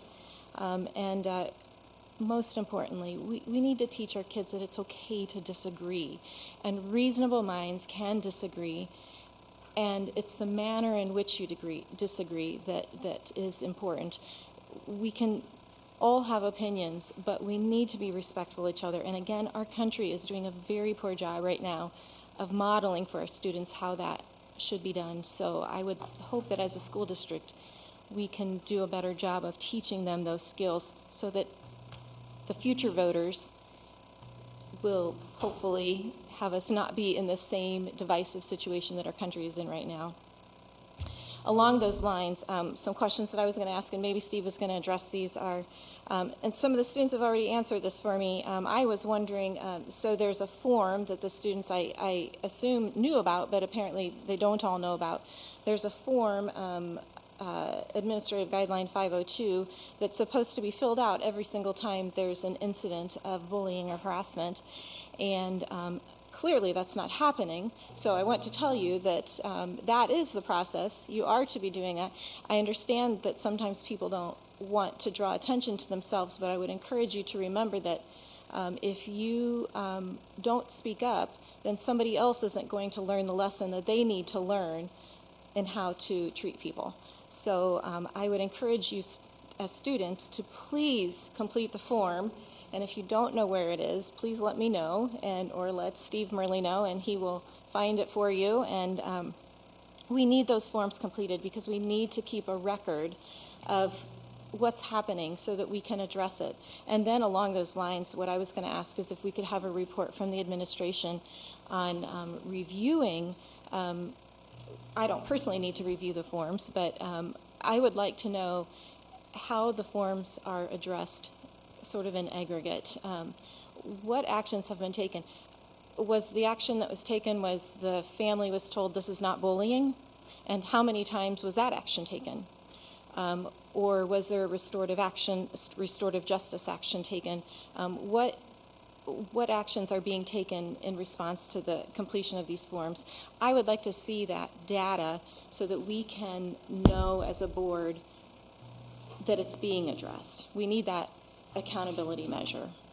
I'm sorry, I'm gonna practice, I know, give me 2 seconds. Give me 2 seconds. I'm gonna practice respectfully disagreeing. Hate speech and being discriminatory towards people is not a mistake. It's not. I mean, that's done on purpose. It's done on purpose, and this is the effect. These kids are hurting from that, and so I feel like that's minimizing the impact of what has happened and what is happening. Do I feel like students should be held accountable for when they do this, and then that's an opportunity to learn? Absolutely. But to say that it's a mistake really diminished all the work that these kids have just come up here and said and have done. And I don't want them walking out of here with these demands and we just it sounds like we undermine that, is what I'm saying. And so I appreciate your perspective, but when someone is calling people racial slurs or telling them to go back to their country or saying things about their sexual identity, that's not a mistake. If these kids were first, second grade, okay, but at 16, they know better. They know better. And so it's not okay. It's not okay. And so, I don't want to normalize racism. I don't want to normalize that because it's not. And so I'm putting that out there from me as a board member. I can't speak for the entire board, but I don't consider that a mistake. And I appreciate your clarification on that, because that is not at all what I'm trying to say, that it's okay or that it's a mistake that's okay to make. That's not at all what I'm saying. What I'm saying is that we have a duty to respond to it. And in school, when children are young and they're shapeable and they haven't made up their minds about their worldview, that's the time to address it. That's the time to deal with it. It's not an okay mistake to make. So please don't misperceive that, anybody in the community. I am not saying that's okay at all. Thank you for clarifying. So just from a process standpoint, I think we should close on this motion because I feel a need to meet the students' number one demand for support. And then we'll continue the conversation. How about that? Sure. Can I ask a question about the motion? So the motion is to do what exactly? I was just going to say, Kim, can you read back the motion? ICCSD Board of Directors fully supports student and staff efforts to push for a more civil and safe environment and committee work. So, yeah, safe, civil, and inclusive environment. And for see if I can remember exact words, to direct the Policy and Governance and Equity Committee to take this task on to craft more formal language and procedure. So the motion is to come up with more words about why we should be inclusive. Say that again, Latasha? So the motion is to come up with, go to a committee to come up about why we should enforce the rules we have and to come up with more language. Not specifically. I mean, my thing is, I don't see how this is a motion. This is already in our policies. This is already in our procedures. Just get it done. Like, this is not necessary to have as a motion. Like, let's just do it. Right. I'm not trying. I'm serious. I'm just asking. I understand that. I feel like from a board, I mean, if people feel like we need to make this motion to say that we agree that we should treat people fairly, then I'm all for that in some ways, but for this to turn into more paperwork and send it to another committee to talk about what we already know to do that we already have on the books just doesn't make a lot of sense, is all I'm saying. I mean, I'm fine sending it to committee, I'm fine not. My intent would have been to meet demand number one, which is clear support. Exactly. Right. Now, I don't disagree. We have policies, we have procedures, and it's implement them. But I was trying to meet this demand number one, that we have clear support. So this may be the first motion, but that's all that was trying to be. I just think that Now, if you want to restate it to be simpler, yeah, I can restate it to be simpler without the committee portion of it. I can withdraw the original motion and restate it. Is Bill, you're the second. You okay with the withdrawal? Sure. And Yeah, we're gonna restate it. What I would say is that we just agree to the student's first demand. Well, let's just say that, though. Are we saying more of a proclamation? Is that what you're looking for? So, just before I make a different motion, we're done with the original? Okay, before I make a different motion, a clearer motion, I just want to be clear that the purpose for wanting wording developed as a board statement in committee and not here is because as a practice, developing verbiage here at the board table is never a good policy. I don't think it's necessary. I think we say as a school board, you absolutely will get clear support, Right. and they will come back and follow up with us, principals, administrators, to make sure that they have done things and put things in place to keep kids supported. I don't know if that necessarily needs to be something that turns into more work, is what I'm saying. I mean, like, Just a clear affirmation. I don't think it's necessary to have a motion for that. I mean, if it's a motion to go through the motions, then we can do that, but, Let's do it. all right. Can we do it? Right. So, all right, my motion is to provide clear support from the board for faculty and administration And students. and students' efforts to push for a more safe, civil, and inclusive environment. Is there a second? Director Hemingway's a second. Further discussion? One step at a time. I think next is to go through. I guess I think if we were going to do a motion, the motion should be more about that we're going to ensure that the schools show a clear support by making sure they release a statement to all students about bullying and harassment, and that they reinforce that there's consequences to this behavior. I mean, like, to me, that makes more sense. Let's make that the second motion then. Isn't it the same? So the first one is just to clear support to the students that, So, I guess, Not get procedurally tied up here. I'm not trying to get procedurally tied up, I'm just trying to, if we're meeting an immediate demand, then it should make sense. And I don't know how that one makes sense. I guess my thing is that if we have these policies in place, which we do, and they're not being enforced, then I think we need a clear drive, starting with us, to say that we want these policies that are already in place enforced. And that's the statement of support. Or excuse me, that's a statement of support from us. But I don't disagree that there's more, but it has to start with us saying, okay, we've got this stuff in place, and we need to say that this is our expectation is that this is not okay. This is not okay. Well, Right. and like I'll keep going back to what the student's number one is. Right. And I think that taking that verbatim is a very strong statement. I think the student said it very well. I think it's very clear. And that, we must see and hear renewed commitment from our teachers and administrators that bullying and harassment will not be tolerated. End of sentence. That's all. See that it is vital to teachers and administrators, excuse me, I got off there. We see this as a vital to our ability to feel safe again in our schools and we regain get trust in some- adults in our learning environment. I think that's taking number one, and I thought that's originally what our intent was when we voted on the first one. Steve, is it necessary for us to have a motion to do that? I mean, I just really am asking for clarification. If we need a motion to say. Do we that have we're to? gonna- No. No, we don't. But there's a motion and a second. I'd like to vote for it, All right, y'all. because that was the request. We voting on the motion. And then we can get on with the next, True. talk on the action plan. Further discussion? Kim, ready to vote? Online voting is open.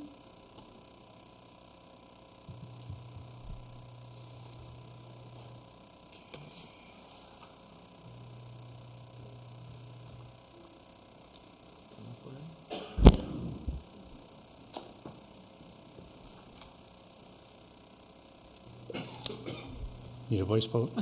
Yes, I might second it. All votes have been cast and the motion carries with all directors voting in favor.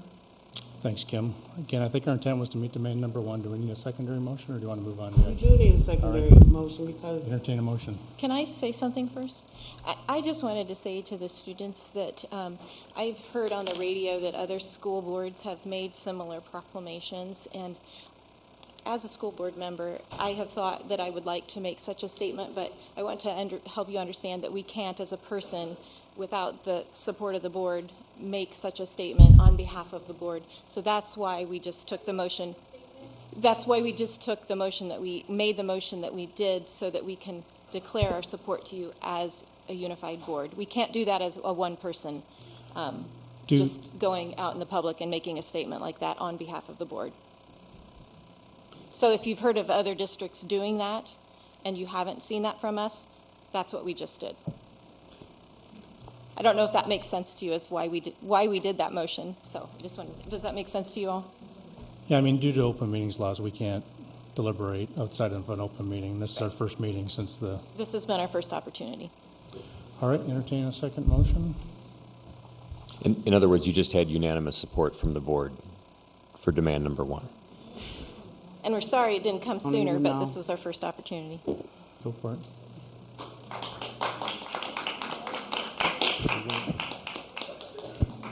I'm trying to think of the exact wording that I would like to put. I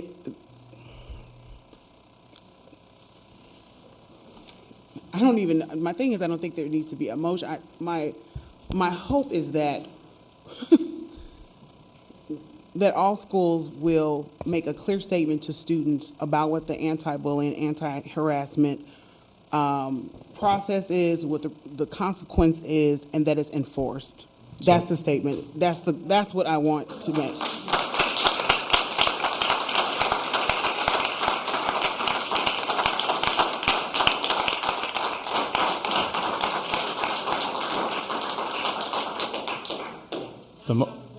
The motion is, so just say that, the motion is to direct administration to what you just said. Yes. To make sure that we are reinforcing, reminding, I don't know all the words I want to use, that what our anti-bullying, anti-harassment statement is, what the consequence is, the students are aware of it immediately. Tomorrow, well, they're out of school tomorrow, so Monday morning. Email the parents. I don't know. That's a lot in one motion, but you know where I'm going. I'll second it, but to open up the discussion, maybe to add some things to that motion. Sure. So I second it. Open for discussion? Second, open for discussion. Okay. Maybe, Latasha, I would like for you to add that that happens at a PEP assembly in each school. I would say through email, I would contact parents. Yes. We could do a PEP assembly. Yeah, no, I'm just asking if you would add I think that we can to include the- that we to the asked at a motion. PEP assembly. And I don't know if this is a PEP assembly, honestly. We need a different word, because Yeah. ain't no pep in this. Assembly. Assembly. I'm not feeling peppy. But that there is some form of assembly that happens where this is reinforced, and that's an opportunity to show support to our students through that assembly and reminding them that we stand united against hate in all forms. That's what that assembly should be, and those statements should be clear. And if we need to post it in the bathroom so the people know, then that's where we need to post it. Now, just an option on the motion. Sure. The motion We can could be be cleaned. to direct administration to implement a plan to meet these immediate and long-term demands. I don't know if there needs to be a plan to have an assembly to reinforce this, do you think? I'm just saying I'm good either way. A plan is something that takes time. That these kids need answers now. It's fine.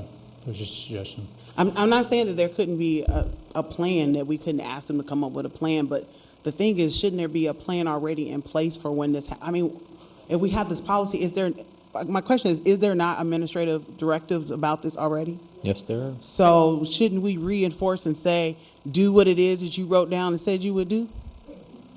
Okay, I'm just figuring that out.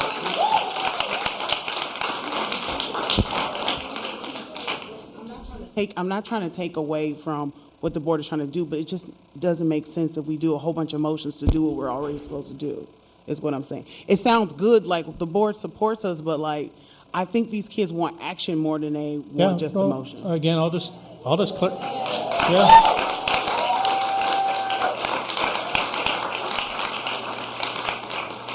But that happens, so just process, that happens through I understand. that happens through board direction. Sure. And the way board provides directions is through a motion. Sure. Now, it can be through consensus. But just from a process standpoint, I do think it's clear that we provide administration clear direction, and that should happen via a motion. Kim, can you restate the motion? I have a motion to direct administration to make sure we are enforcing and reminding what the anti-bullying and harassment process and procedures are. There's something missing.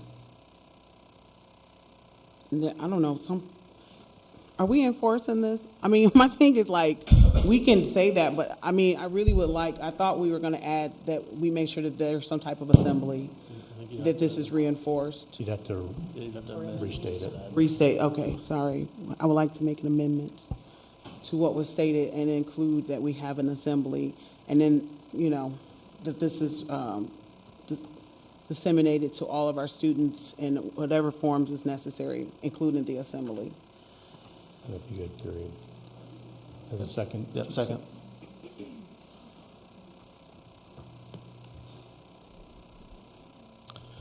So Steve, I mean, you could talk about what you guys have already done, but is there anything on here? I mean, this looks very clear to me. It looks very well done. Is there anything on here that couldn't be acted upon? No. I mean, some of it, yeah, I mean. No. Simple answer is no. So by when could we come back and either review what's been done? The next board meeting. Yeah, so what's planned? So for December, I think it's 13th, right? That's correct. We could come back with kind of an articulation of here's the immediate demands and here's the sustained change. That may be longer term stuff, but and articulate here's either what we've done or what we're going to do. Yes. Okay. Is there gonna be, I know we still have a motion on the floor, but just going off of what Director Lynch is saying, how do they identify who the people are to talk to? And that's what it seemed like that's in here a lot. And I know Kingsley's anxiously awaiting the opportunity to share some of the work that's done, and he'll have that as part of the conversation. But that's definitely something you talked about, reinforcing the process. And so that's definitely something that we can do both in person and through printed materials for students.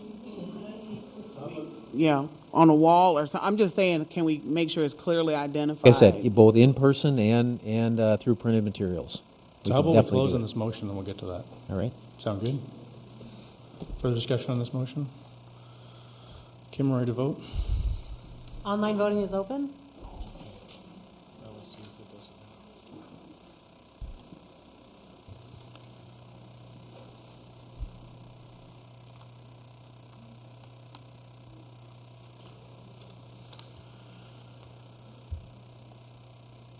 Do you need a voice vote? Bill? All votes have been cast and the motion carries with all directors voting in favor. Thanks, Kim. So Steve Kingsley, you want to build on what's already been talked about? Yeah, I know Kingsley has some information that he wants to share. Before he does it, though, I think it's important to go right to the base, which is every student in our district has inherent worth. And that it's important for them to hear, it's important for their parents to hear, it's important for our community here. It's important for every student in our district to come to school with a safe, secure, nurturing learning environment. We know that students do best when that's the environment in which they're learning. We know that teachers succeed effectively working with kids when that's the environment in which they're teaching. And that as adults, as teachers, as educators, is our responsibility for every one of the children in our district. And that is something that if it is not present in terms of either actual work that's going on in the district or in perceptions of students, needs to be corrected. And as Latasha said, it's an issue of immediacy and needs to begin on Monday. So if there are actions that have not been taken, that need to be taken in order to ensure that both reality and perception change, then that's something that we need to begin on Monday. And that's something that we can do. I know Kingsley is going to talk about work that has been done. Clearly there are opportunities for us to do that work better and more effectively so that our students do feel safe, secure, and nurtured when they come to school every day. And that is something that we can, again, reaffirm and enhance those efforts, and we can start that on Monday when the students come back. So I know Kingsley's already been doing work on this. I know there's information that he wants to share with you, so I'm going to let him do that at this time. And if it don't happen, y'all better come back down here. I'm serious.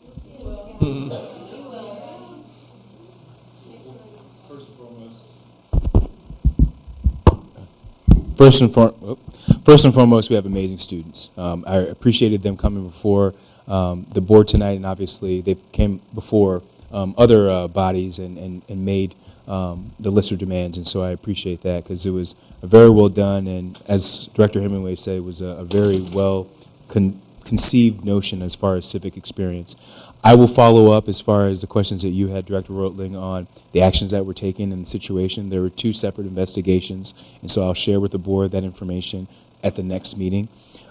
As far as the list of demands were concerned, were... Can I ask a question? Yep. Clarifying question. So there were only 2 incidents? No. You said 2 investigations? Are you, so there's a, the question I had is you were talking about the entire, all the allegations, or are you talking about one incident? Well, my understanding is that the form should be completed any time there's a bullying incident. Correct. Of any kind. So is that not a correct understanding? No, that's correct. So, but you said there's only been 2 investigations? So initially there was an investigation done by the school administration into the incident after a complaint was filed, and then I proceeded with another investigation once individuals came to my office and filed a different complaint. Okay. I guess I was under the impression that the students were telling us there were more situations than just 2, but perhaps they're not aware of the form that needed to be done, so that's something for them to take away. Yeah, no, definitely. I mean, I think that recently, I think that from Director Deloach and some of the other comments that were made, there's things that have happened in the bathroom now that, you know, I'm just being made aware of today, and so we can follow up on those incidents as well. And the last point I would make, again, around the demands is, as Steve has already mentioned, you know, all the demands are situations we've already talked about and are workable. You know, and so the biggest piece that I don't want to miss here is the fact that, you know, we could have done something the next day when we received the demands about a week ago. I did want to make sure, and it was very important, that we have student input into how that process goes through. And so I think that's the demand that was added at the end of that list, is making sure that they're a part of the reconstruction. I think that's very important. I think that, you know, we want to send a clear message to not only the administration staff and teachers in the building, but also the students, that this is a student-led effort instead of just simply an administrative-led effort, which I think, frankly, we do a lot, and it's unfortunate that we do at times instead of incorporating the folks that brought us to the table to begin with. And so I'm not saying some of the things that aren't going to be done won't be done right away. I just want to make sure it's clear with the board and also clear with the community and students as well that, you know, I'll be reaching out to them. I've already talked with one of the students as well, but I'll be reaching out to them to ensure that they're a part of the process in planning not only the assemblies, not only some of the other things that were, I don't have the demands in front of me, but ensuring that, you know, these things are incorporated with student voice. And I think it should be student-led. And I mean, student-led, yes, but for them to have a level, they need some protection and some safety, and that comes from adults. Mm-hmm. And so I think that that's important to emphasize. Yes, we want them to lead, but they need to feel supported by adults in that process so that they can continue to lead. And so I think that's important, that, you know, yes, we want absolutely their voices, but we need adults around them that are supporting them and helping push them forward, because we need them, but we also need to protect them. Yeah. No, I think these demands are extremely well articulated, and I just want to reinforce, it's been said a couple times, but we have policies and procedures. It's execute them. And now I think it's a question, does everybody really understand the policies and procedures? And do our students really know how to report? And I'm going to assume the answer is probably no, because, you know, it's like a fire drill. Why do you fire drill? Unless you practice it, you don't really know how to do it. So I think by the 13th, the question I'll really be asking is, does everybody really understand the policies, procedures, and does every student know how to report? And we'll be walking through that as well with all our administrative staff to ensure that they have that information. And again, one of the things that, I've learned in this process is, yes, we have the administrative guidelines in the student handbooks, and the students so eloquently have said, exactly what those code regulations are. But, we need to figure out a better way, and again, with a student-led effort to know exactly how that can be actionable. And so instead of just having it in a paper book that everybody receives and may not necessarily read because of all the different things that they have going on in their student life, how can we make sure it's an important piece of their day so they can have that information and feel empowered by knowing that they have somebody that is supporting them, and that they can go to administration at the school or even my office or even Superintendent Murley to get their complaint handled and addressed. All right, good. So I think we've got a couple motions. We've got alignment that we will work on the immediate and long-term demands, and we'll put this back on the agenda for the 13th. Yeah, just one quick thing. In the annual progress report for 2015-16, it has bullying harassments for that year. In-school suspensions, there were 35 incidents. Out-of-school suspensions, there were 25, so that's 60 total incidents. I'm assuming there's a number of reports that don't lead, or do they all lead to suspensions or in-school suspensions or not? And, I guess I'm on a numbers thing, in this, since the election, have we seen a spike in just basic reports, kind of getting to what Laura was saying? Yeah, I have to go back to the principals and ask for some of that information. A lot of things are handled at the building level first, that's in accordance with our policy. You are correct in that not every situation ends in a determination where it's an in-school or out-of-school suspension, and so there can be other things that happen in regards to how principals handle those situations, but I can get that information as well. Okay. All right, we look forward to hearing back on the 13th. All right, I want to thank everybody for attending again. If you're going to leave, I'd ask you to do so quietly. We're going to move on to other school board business. And with that, the next item on the agenda is Director Liaison Reports. And again, we generally just do that. It's in the packet for you to review. We're not going to go through that. Looks like everybody's been pretty busy, so. With that, the next item under Teaching and Learning is Program of Studies. And Steve, I think there's two separate questions here tonight, right? One question is the course catalog, curriculum, and then the other question is transition and acceleration and the process type map. Yes, so this is part of an annual process that the board undertakes each year where we have staff that go through curriculum review on an annual basis, propose changes to the course guide that you have attached. I'm going to turn it over to Amy, Matt, and Diane, and they'll summarize the work that they've done to bring the current 2017-18 high school course guide to you. So, folks, take it away. I want to thank you for allowing us to present the program of studies to you just tonight. Quickly, Diane, if people are going to have conversations, if you could please take it out to the hall, that'd be great. All right, go ahead. All right. So you have two documents that were uploaded to Board Docs. The first that I want to talk about is the program of studies for the Iowa City Community School District high schools. What's different about that program of studies from years past is we created a unified program that encompasses all of the courses that will be offered at all three comprehensive high schools. In the past, we had a separate program of study for City and a separate one for West. But this work started last spring when the counselors, administrators, registrars, and some of the ESE staff got together to start looking at course numbering system. Our Power Schools course numbering system had two different sets of course numbers for the two high schools as well. And we knew when we brought on Liberty, we wanted to get that aligned. So they started looking at course titles, course numbers. We brought in the curriculum coordinators this fall, and we looked at where we could get alignment between all of our courses. Some were already directly aligned, no problems. Some just had maybe the same title, but a different course description that were in the programs of study. So we got the teachers together to create a common course description. Some of them had similar content, but maybe different titles for whatever reason, so we got some unity on that as well. And then there were a few courses that we had to do some adjustment to get some unity, and still a few that we just, for whatever reason, and good valid reasons, we have still separate at the high schools. So if you look at that program of studies, you're going to see all of the courses that will be offered, and then there are just a few that will say maybe just offered at West, or just offered at City, or maybe just offered at West and Liberty, something like that. Our plan for Liberty then is to offer them the full array of courses, just as the other high schools have, and then see which ones provoke the most interest in students, which ones will be viable to run, and then we'll go ahead and run those as courses next year, starting in 17. So that's the program of studies to begin with. Secondly, the second document has really the course changes that were more substantial changes, not just maybe a course title or a course description.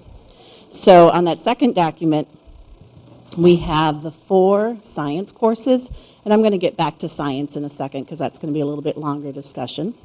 So on that second page, we have 2 new courses, Construction Technology and Architectural Plans and Specifications. These are 2 trimester courses that are going to partner with the Intro to ACE, Architectural Construction and Engineering course that we started last year at City. So that was a 1 trimester course. This will be kind of the 2nd trimester and 3rd trimester that students would be able to opt into if they so chose. And we also, I know I wrote in here the course would be offered at City, but we're hoping to offer that at Liberty as well. And then we have 2 new health courses that we want to offer at all of our high schools.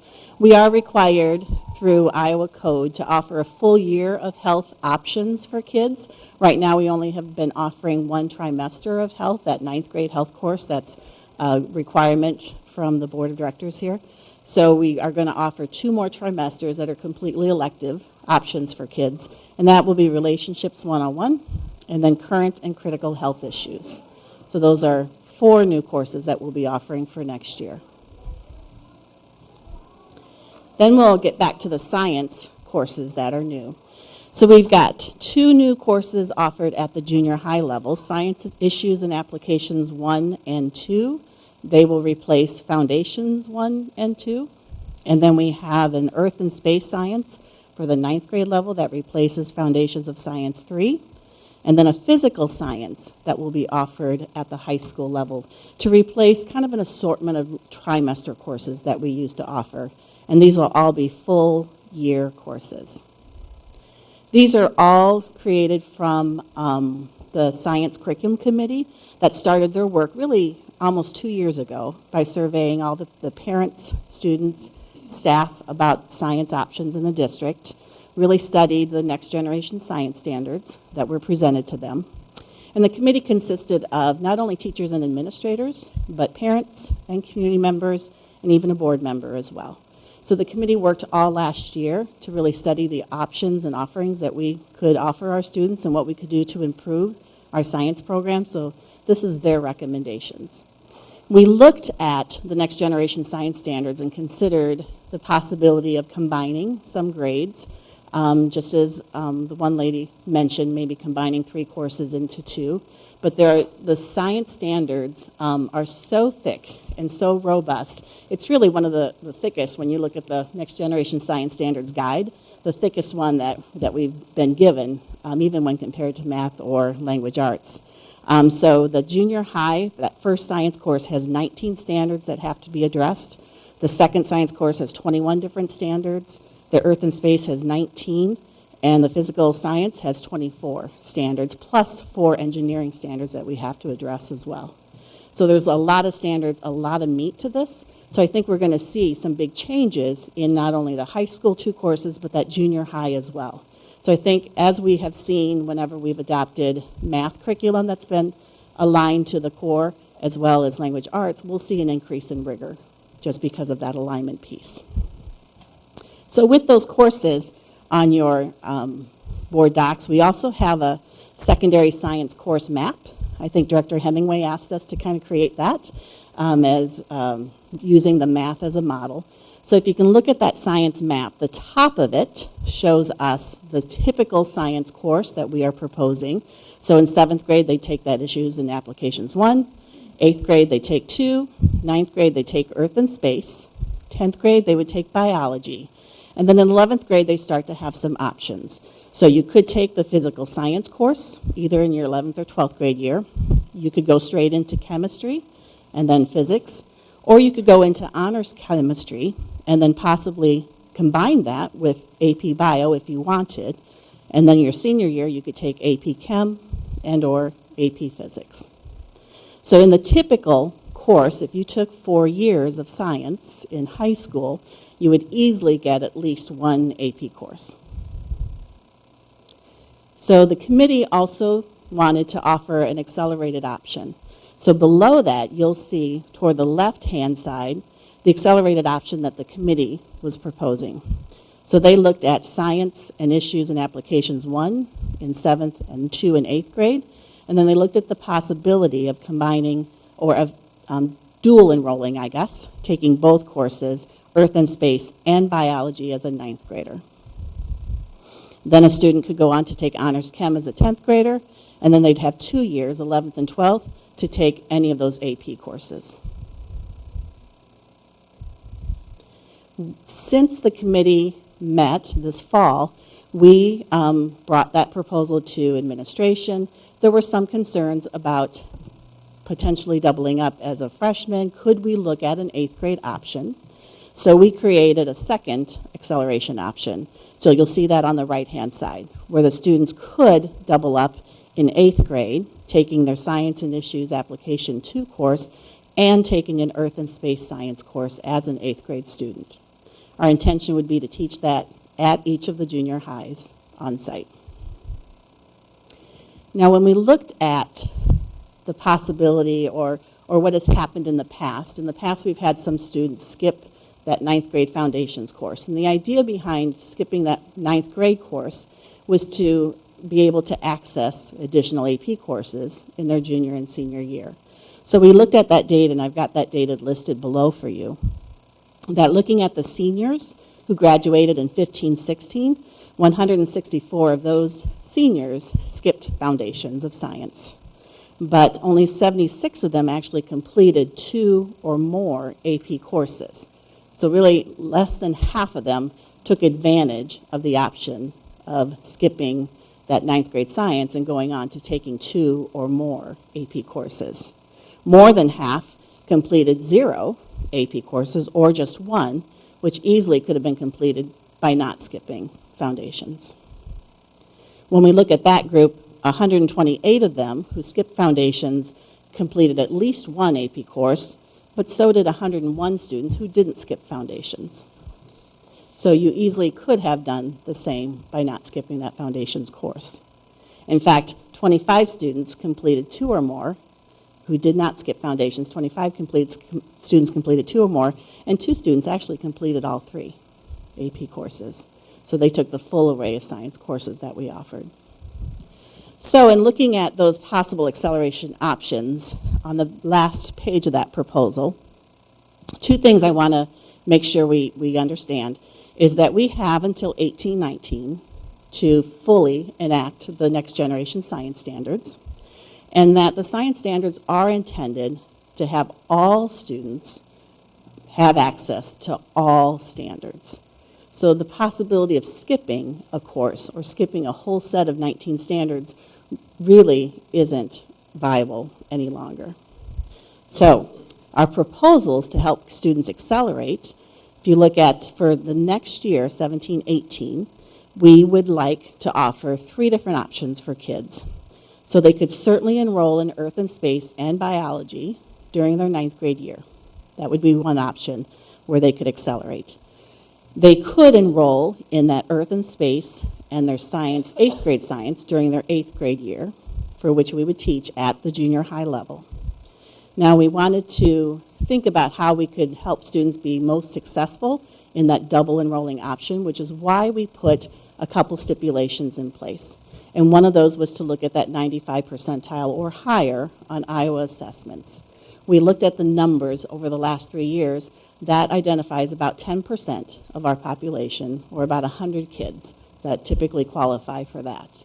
And we felt that having those 100 kids start that acceleration earlier would more than give opportunity for those kids that eventually take those 3 or more AP courses. And we can revisit that as we see next year how many kids that we offer that option to really do take it.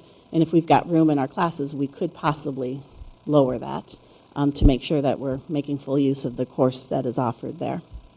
And then just for next year alone, because our current freshmen, or a freshman for next year, would not have been given that 8th grade option this year, we thought that we could still allow for 1 year a select group of students, again about 100 students, to waive the 9th grade course, only because we aren't required to enact the full next generation until 1819. So we could allow 1 year to let that group of students kind of go through our system and then really have this put in place fully the following year. So I'm just going to restate this to make sure I've heard it right. You bet. So the 95+% threshold was premised on looking at the top 10%. Premised on looking at those students who eventually are taking the 3 or more AP courses. We wanted to make sure that we had enough students so that would actually take advantage of being able to accelerate. So that was kind of how that number was decided. Is there a reason why it's only 95 and not some other number? Sure. If we drop to 90, then you're talking about 186 kids that would qualify for it. And in our past, when we've had 160 kids, we know that less than half of them are actually taking advantage of the acceleration option. So we just didn't feel that we wanted to put that as a expectation on our 8th grade students, knowing that over half of them are ending up not advancing in the science courses. So next year, if a student going into 8th grade chose to not take the earth science, if they fall into that category, sure. Then in 9th grade they would start out with biology. Is that how we're? I'm sorry, if they chose not to take earth science, Yeah. or if they chose, so if they chose as an 8th grader not to double up, then they would come into, are you, sorry, you're talking 17, 18? Sorry, yes. 17, 18. They haven't been given the option as an 8th grader this year. So because of that, we would allow a small group of them, again about 100 or 10% of our students, to waive that requirement, as they have been allowed in the past. And I just have one question on the new curriculum, possibly. Sure. How hands-on is the new curriculum, maybe versus what we've had in the past? Right. The requirement is that it's actually very hands-on. There's a lot of engineering standards that have been woven into place too. So it's a lot of application and a lot of demonstration of their knowledge. We talked also about, could there be some kind of a placement test? But because of all the hands-on application pieces that are involved in the standards, we really just didn't think that that was going to be possible. Is the Earth and Science or Earth and Space Science class more rigorous than what the current Foundations 3 is? I would say definitely. Definitely. Again, because of our past history on whenever we've aligned to national standards, it's been more rigorous than what we've had in the past. And just looking at the standards that they're requiring, it will definitely be a higher level of rigor than what we've been teaching in the past. One of the issues that's currently happening with the Foundation of Science, one of the reasons kids are skipping it is, one of the reasons is so they can take the AP courses later, but that's not the only reason. There's other reasons too. Another reason is because it's just not rigorous enough for some kids, and they find that they're bored in it, and they need more of a challenge. Mm-hmm. So much as in the math progression, there's honors options. Sure. Something to consider maybe would be to have an honors option for that. Certainly. So that they are more challenged when they hit 9th grade, and they're not feeling like they're wasting that year in science. Yep. We could look into offering an honors Earth and Space Science for our 9th grade students. And along those lines, one thing I had thought about is similar to is currently available at West High for social studies. You can choose to not take U.S. history as a freshman, and you can take it as an AP option later. I was wondering if that maybe could be an option for this as well, so that kids that are really interested in astronomy, for example, we don't offer astronomy. There's things that would be covered in this Earth and Space Science course that kids might like to get into at a deeper level and get AP credit for. That's another option. I thought if they could skip it as a ninth grader, but then come back to it as an AP course later. Yeah, the question would be is if there is an AP course that addresses all 19 Earth and Space Science standards that we're required to teach to students. If it were just an astronomy course, I don't think that's going to address all of the standards. But we could look and explore the option, definitely. Yeah, and along those lines, this is changing the subject slightly, but I know that for many years, parents have asked for an anatomy and physiology AP course, or just anatomy and physiology in general as a science course. Is that something we could add to the curriculum? I don't know that there's space for it, actually, if we're requiring them to take Earth and Space Science as a ninth grader, but... I think it's something we can explore. I wasn't a member of the science committee, curriculum committee last year, so I'm not sure if that was a point of discussion at all. But I can certainly bring it back to the curriculum coordinator and explore that as an option.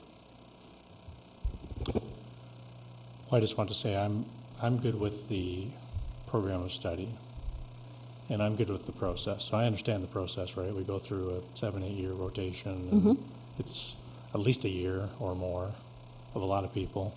Broad-based representation, there is public input, there's parent input. Correct. They go through questions like this, what do you add, what do you subtract, you know what I mean? So I understand you weren't involved because you weren't here at that time.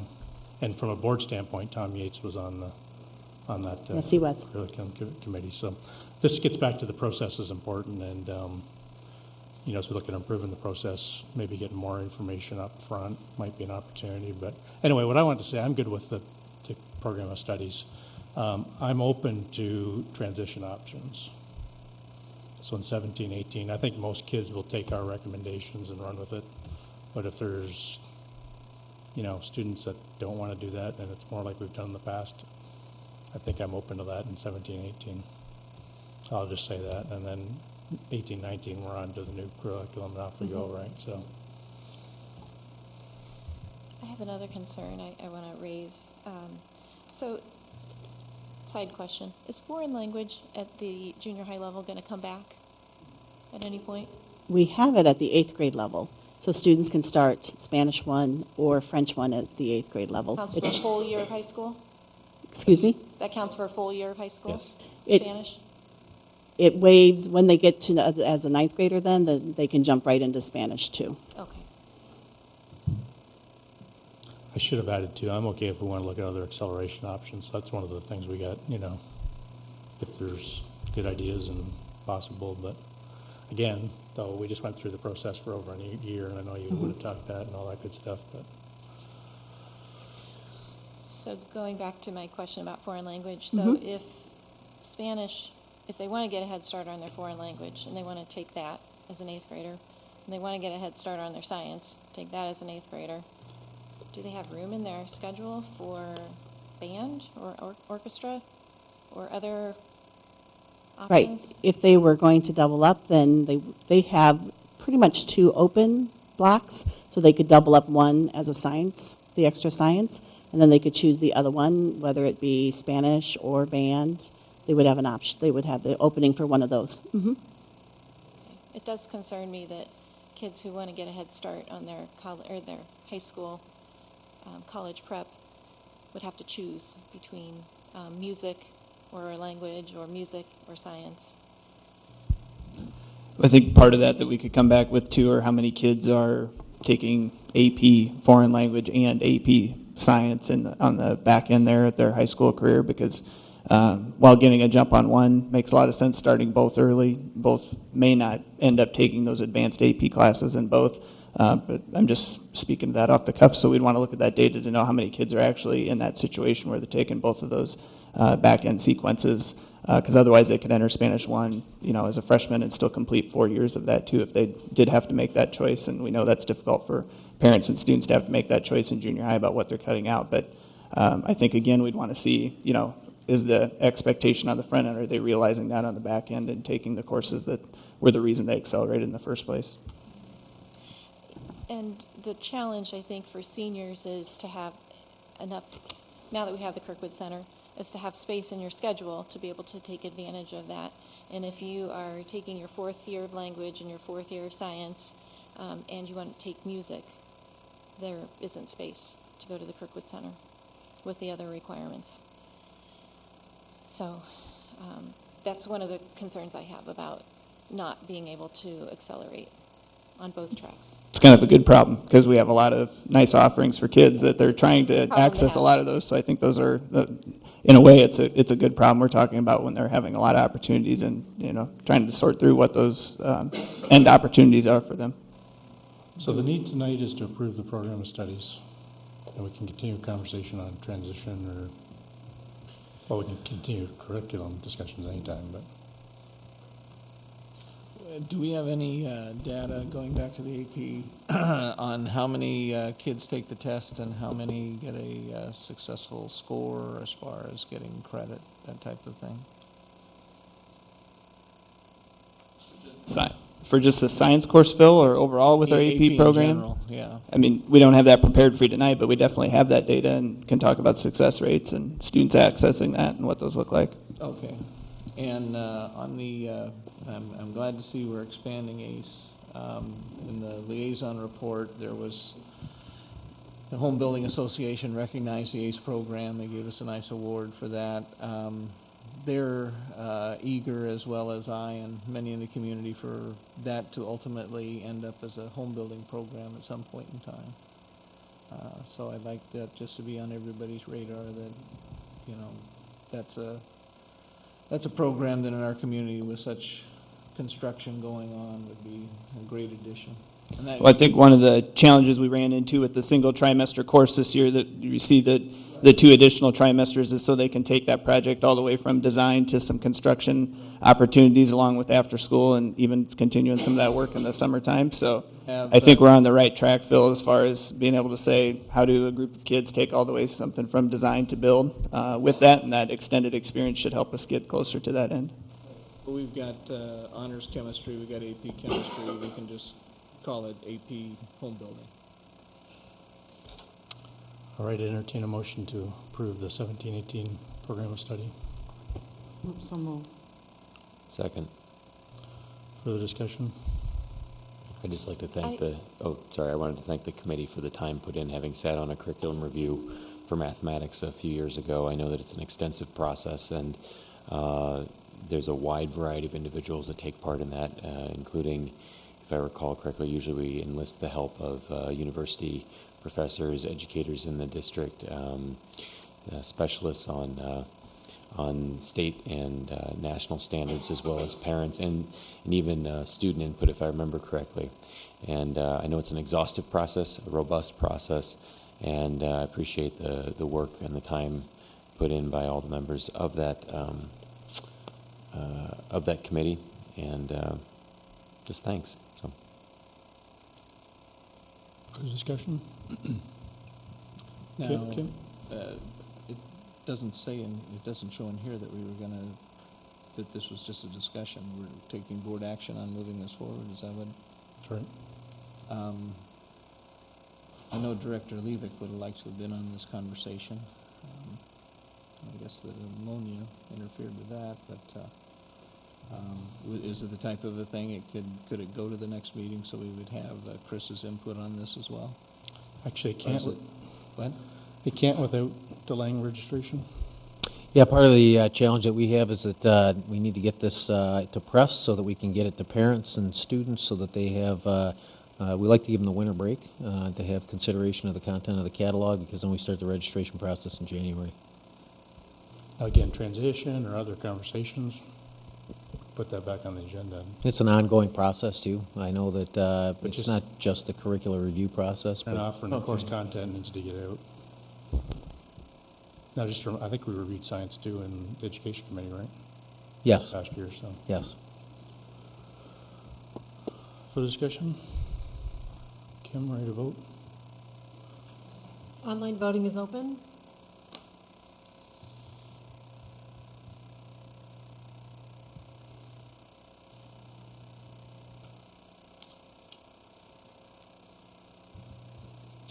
All votes have been cast, and the motion carries with Directors Deloach, Hemingway, Kirschling, Lynch, and Ressler voting yea, and Rutland voting nay. Right, anything else you need on this topic, Steve? All right, next item on the agenda is the academic achievement data. And there's a lot of data here, so it might take some time to unpack and review it. So we may need to decide what we want to review tonight and what we want to review in the future. But I just think this is an ongoing topic of conversation for us. Perhaps take us through what's in here. And Before we get into it, I was going to ask, is this something we could put off for a later meeting?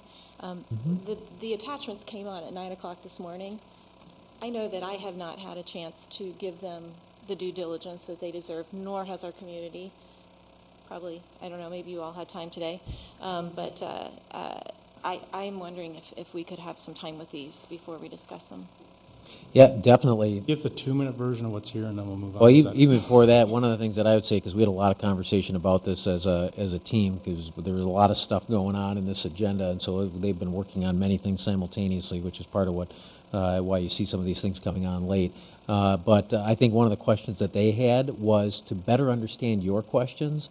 One of the things that we have access to, which given enough lead time, and sometimes it requires some significant lead time with their other projects, but we have the ability to work with the University of Iowa. Those folks were with us before. They've got some more powerful disaggregation tools than we do as a district in their testing and assessment department. If we know the right questions to ask them, they can help really break the data down much further than we can. So if you have specific questions for us, either now or moving forward, if you can get those to us, we can definitely get those to the UI team. And that's one of the reasons I said I think it's going to be an ongoing discussion, because even the material that we provided to you is really, it's surface level disaggregation. I think there are a lot of opportunities for us to really make it three-dimensional. But I think we better need to understand where you want to go with it, so that either when our team is doing the work on it or when we're reaching out to the university, that we're actually asking the right questions. So I would say, if nothing else, if you could if you have them tonight, that'd be great. If you don't and you could forward them to us, we can aggregate them and pass them on to that team. No, my comments were the same thing. I think we can take some time to look at the data and come back to it. And I haven't had a chance to give it the. And I presume. So, I mean, I think the intent here was just to keep, and some of these were coming from the equity committee, right? Keep peeling back the onion in terms of, the analysis and what's the causality, cause and effect. I think there was a specific request. Not that we need to go through it now, but I think the Student Achievement Action Plan is very good in terms of what we're focused on where, and we can come back to that. But And I think there's an opportunity too, because I think what will happen is, as we talk about it more, and as community members, as you as board members see more data, I think you're going to have more questions. I know that happens with us when we look at it, both from a causal and a correlational standpoint. Those are the kinds of questions we're asking. I think as you start to unpack this, you are going to have a lot more questions too. And so I think this is something we're going to need to come back and revisit more frequently than just one more meeting. all right, anything else? And we put this on the agenda aggressively, knowing that it was just keeping to push the work forward. So, anything else on this topic?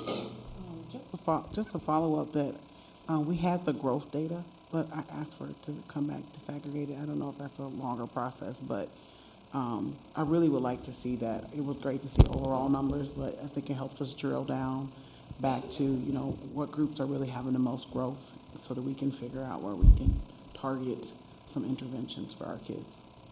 Right, and that's part of what we'll work with Iowa Testing on, is to get that back to us, Latasha. So like Steve said, sometimes that timeline, we just have to work on their timeline a little bit in collaboration with us, but that data came from them, so we'll definitely work with them to get that growth data disaggregated so it looks similar to the proficiency data, how we are able to break that down. And maybe just for some context for board members that weren't there, at the equity committee meeting last Wednesday, we looked at some of this data for the first time, and a part of that conversation was not just looking at the snapshot data, if you will, but could we start, the questions started to come along the lines of, Could we look at growth from year to year? Could we look at kids, we call it that intact cohort, the kids that moved up from 4th grade to 5th grade to 6th grade? Could we start to look at that value-added piece that comes from inside the district? So those are some of the questions that the Equity Committee raised last Wednesday night. So that's part of that list of questions we're starting to compile. One last comment, but I think you're going to find this data really makes our education committee talking pre-K and some of the Birth to 3 stuff is a very strong linkage to. Anyway, I'll just say that. And One quick question. Do you ever break this down by school and follow the kids through there? And the reason I say that is, not as a evaluation of teachers, but possibly a way to use that teacher leadership program to teach and help teachers that may be failing at this every year with a certain, We actually had, I want to say it was 5 or 6 years ago, that was a service that the AEA used to provide for us. And so if you go back that far in our assessment reports, you see they're a lot thicker because they had a lot more of that intact cohort analysis so that we could see that type of information at that real granular level. They stopped providing that support about 5 or 6 years ago, so we've had a gap in that area because we haven't had that expertise inside the district. That's one of the reasons that we reached out to UI Testing and Assessment. We've got an agreement with them so that they actually can get all of our testing and assessment data right down to the granular level, student by student, section by section, tested area by tested area, so we can start to look at that again, so we can follow the students through their educational pathway. So that's something that we're working with them on actually being able to see at grade level to grade level across the district, inside a building, and even then inside a classroom. I was just saying that's definitely what the Equity Committee Right. keeps asking. That's what they keep ask bringing about. up, that, how come the demographics look very similar in these two different schools and the achievement gap is Right. significantly different. And they actually ask questions about, okay, so if we look at two schools that appear to be similar, can we start to disaggregate? Is there a difference in their ELL population, their special ed population?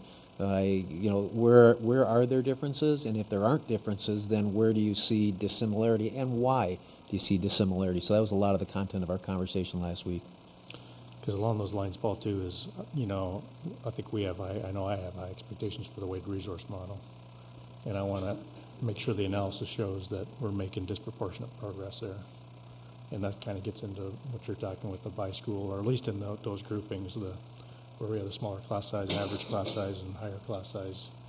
Is it making a difference? And we need to demonstrate it is, otherwise, why are you doing it? But all right, lots of other things to cover tonight, so any more on this? All right, next item on the agenda, there's a couple, Leslie, so you got the bank financing and quarterly report. Which one do you want to handle first? I'd like to do the quarterly report, if Okay. I could, please. As presented in your packet, the quarterly report's in the same format that we've been doing for about 2 years now, I believe. This is the first quarter of the year, so we don't have property taxes in for the start of the year, and so some of those numbers look like they're kind of small, but you do have comparative from the year before, so you can see that we're pretty much on track. Just a couple things of note, pages 4 and 5, the dashboard and the comparison across the state. At the time when we put this together for the November 8th meeting, most of that information was not available. Hopefully our second quarter report, which will be delivered in February, that goes through December 31st, we'll have that information updated from statewide information. Some comes from the Department of Management, some comes from IASB, et cetera.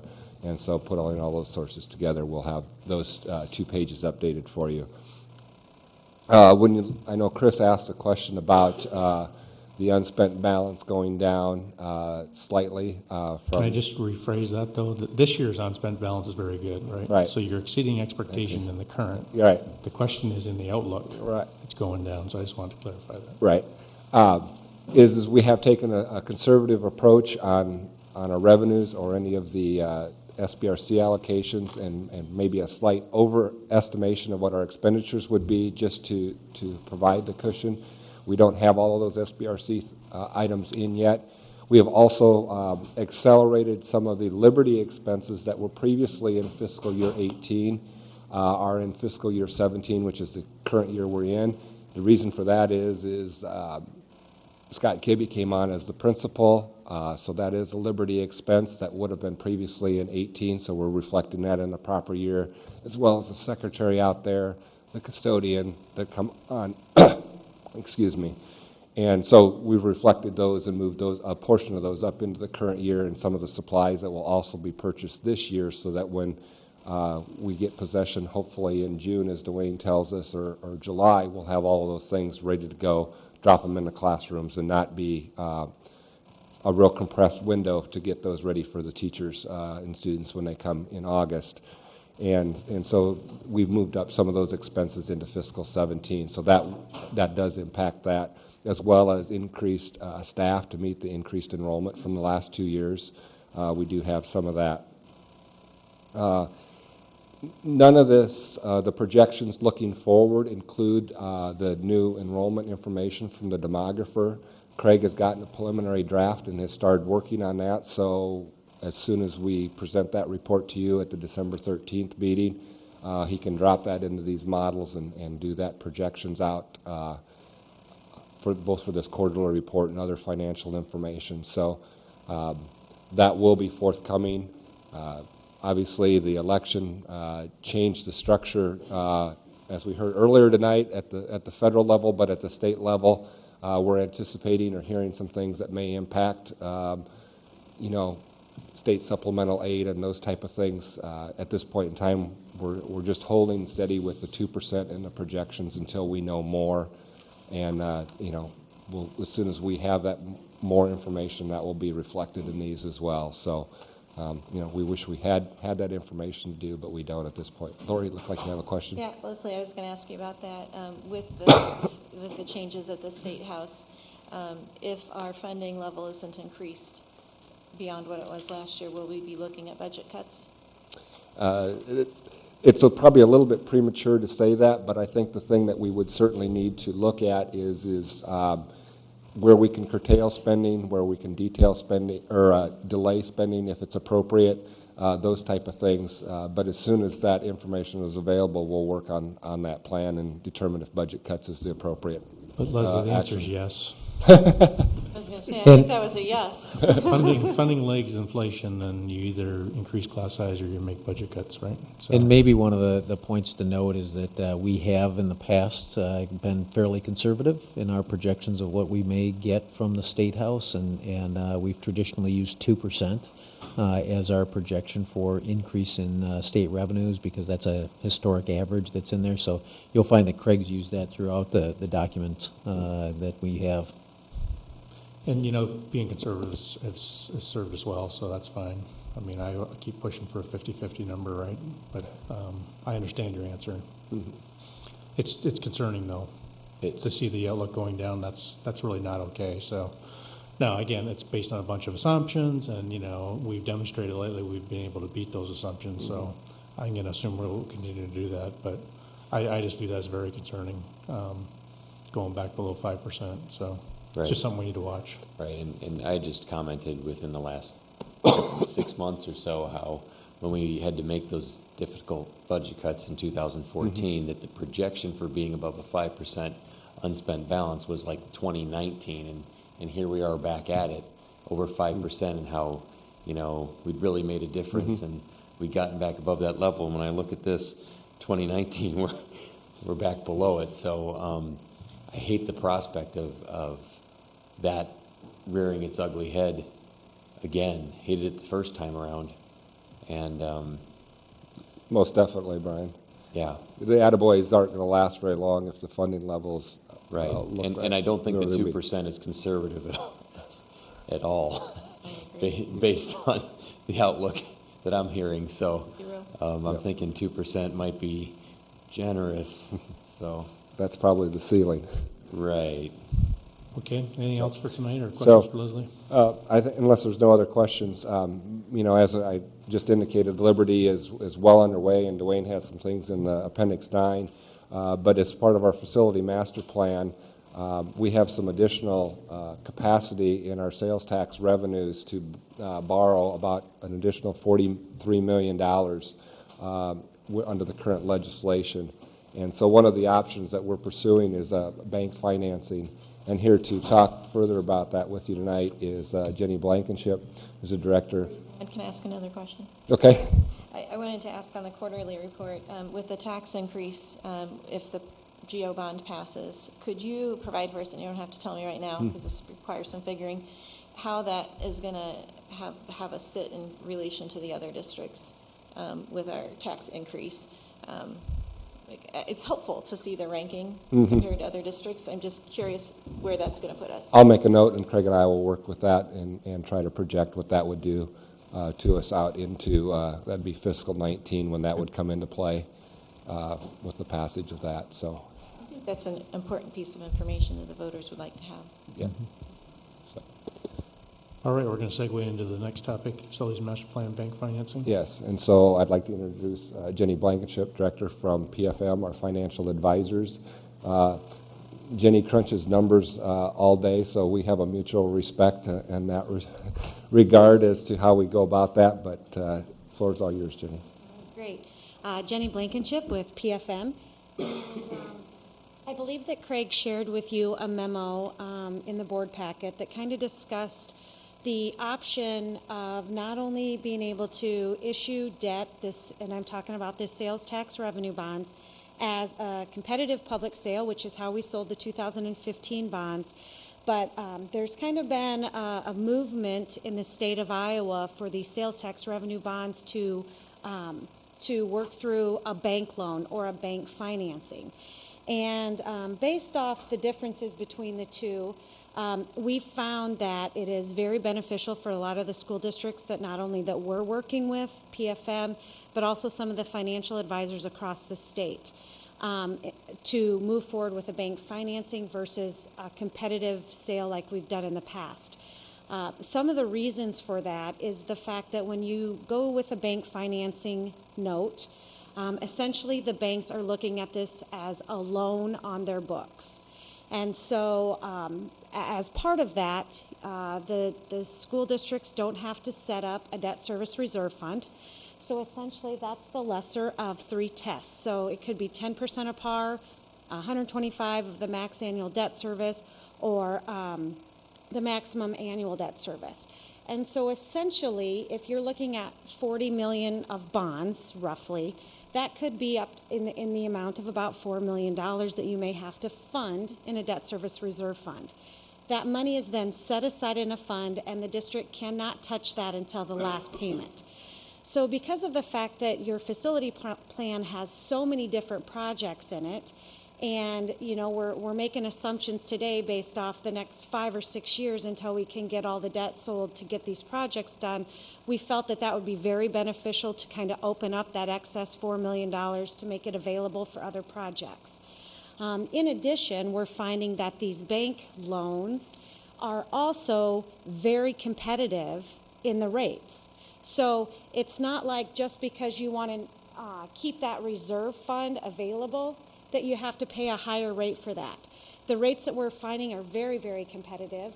And we believe in working with Piper Jaffray, who is the placement agent that we're moving forward with. They actually say that, especially now, rates have gone up 67 basis points, you know, in the last 2 months. Oftentimes on this type of loan, there's a lag. It's not directly related to an investment, if you will, because the banks look at it as a loan. So there's a lag in how fast or how quickly the rates move up and down on the loan side of a bank versus on the investment side. So that can be to our advantage. And in addition to that, the Piper Jaffray, who we're working with, they work with banks all over the whole United States. They deal in this type of placement every single day they're in the market, whether it's a sales tax bond or a hospital bond or what may be, you know, what have you. And then in addition, they've also made it, with our help, we've made it very clear that we want them specifically reaching out to Iowa City banks. So that will give the Iowa City banks around here an opportunity to throw in a bid. So it's not like, you know, we're not thrown anyone out. Just like they could have bid on the competitive deal, they're also going to be a part of this. So essentially, it's still a competitive deal or a competitive process, if you will, but we're looking strictly at banks. We've done a couple deals with this just in the last couple months. They happen to be refundings of the SAVE bonds, and we received significant savings by going this route, because not only is the rate where it would be in the market, but now we can release all this extra money. And then also one thing that has moved is I think there has only been one bond issue sold in this year that has gone through a competitive market when it comes to the SAVE. Every school district that has sold SAVE bonds, besides one or two schools in the state, is now going this route because they see that it's so beneficial. So I'd like to open it up for any questions, if there's anything on the process or anything else on this that you guys may have. I have some questions. Yeah. How many banks will you approach with this, and will the board be able to see those bids? Yes. The number that they send out, I'm not sure of that. I can get that. I can ask Piper how many they send it to. I know they send it to hundreds, I believe is what, I mean, that's how they implied. I know that there's a list of, I think, 5 or 6 banks just in the Iowa City area. So it'll be sent out to banks of all sizes throughout the United States, and I can get you that number of how many they send it to. But then the bids will actually come in. So then at the next meeting on the 13th, we'll have already received the bids. We'll go through those. We'll analyze which is going to be the best deal with the help of Les and Craig to the school district. And then we will move forward on the 13th with that. But on the 13th when we come, you guys will be able to see all the bids, and I can explain why we are recommending to move forward with the one that we analyze. Essentially, we'll take them all, we'll analyze what is best, make that recommendation, but you guys will certainly be able to see who all the bidders were that came to play, if you will. Thanks. Yep. Will the rate stay the same throughout the entire time, or will it change? What we have seen is that it's been a fixed, it's not going to be a variable rate, if that's what you're asking. What we've seen actually is that it's actually been, for instance, a 210 for every single year. We may see that it might be a 210 for 5 years, and then a 240, and then, maybe a 250, something to that nature. But those rates will be fixed, so it will not be a variable rate. So you'll always know exactly on the 13th, you'll know exactly what your debt service is going to be, so that we can plan accordingly.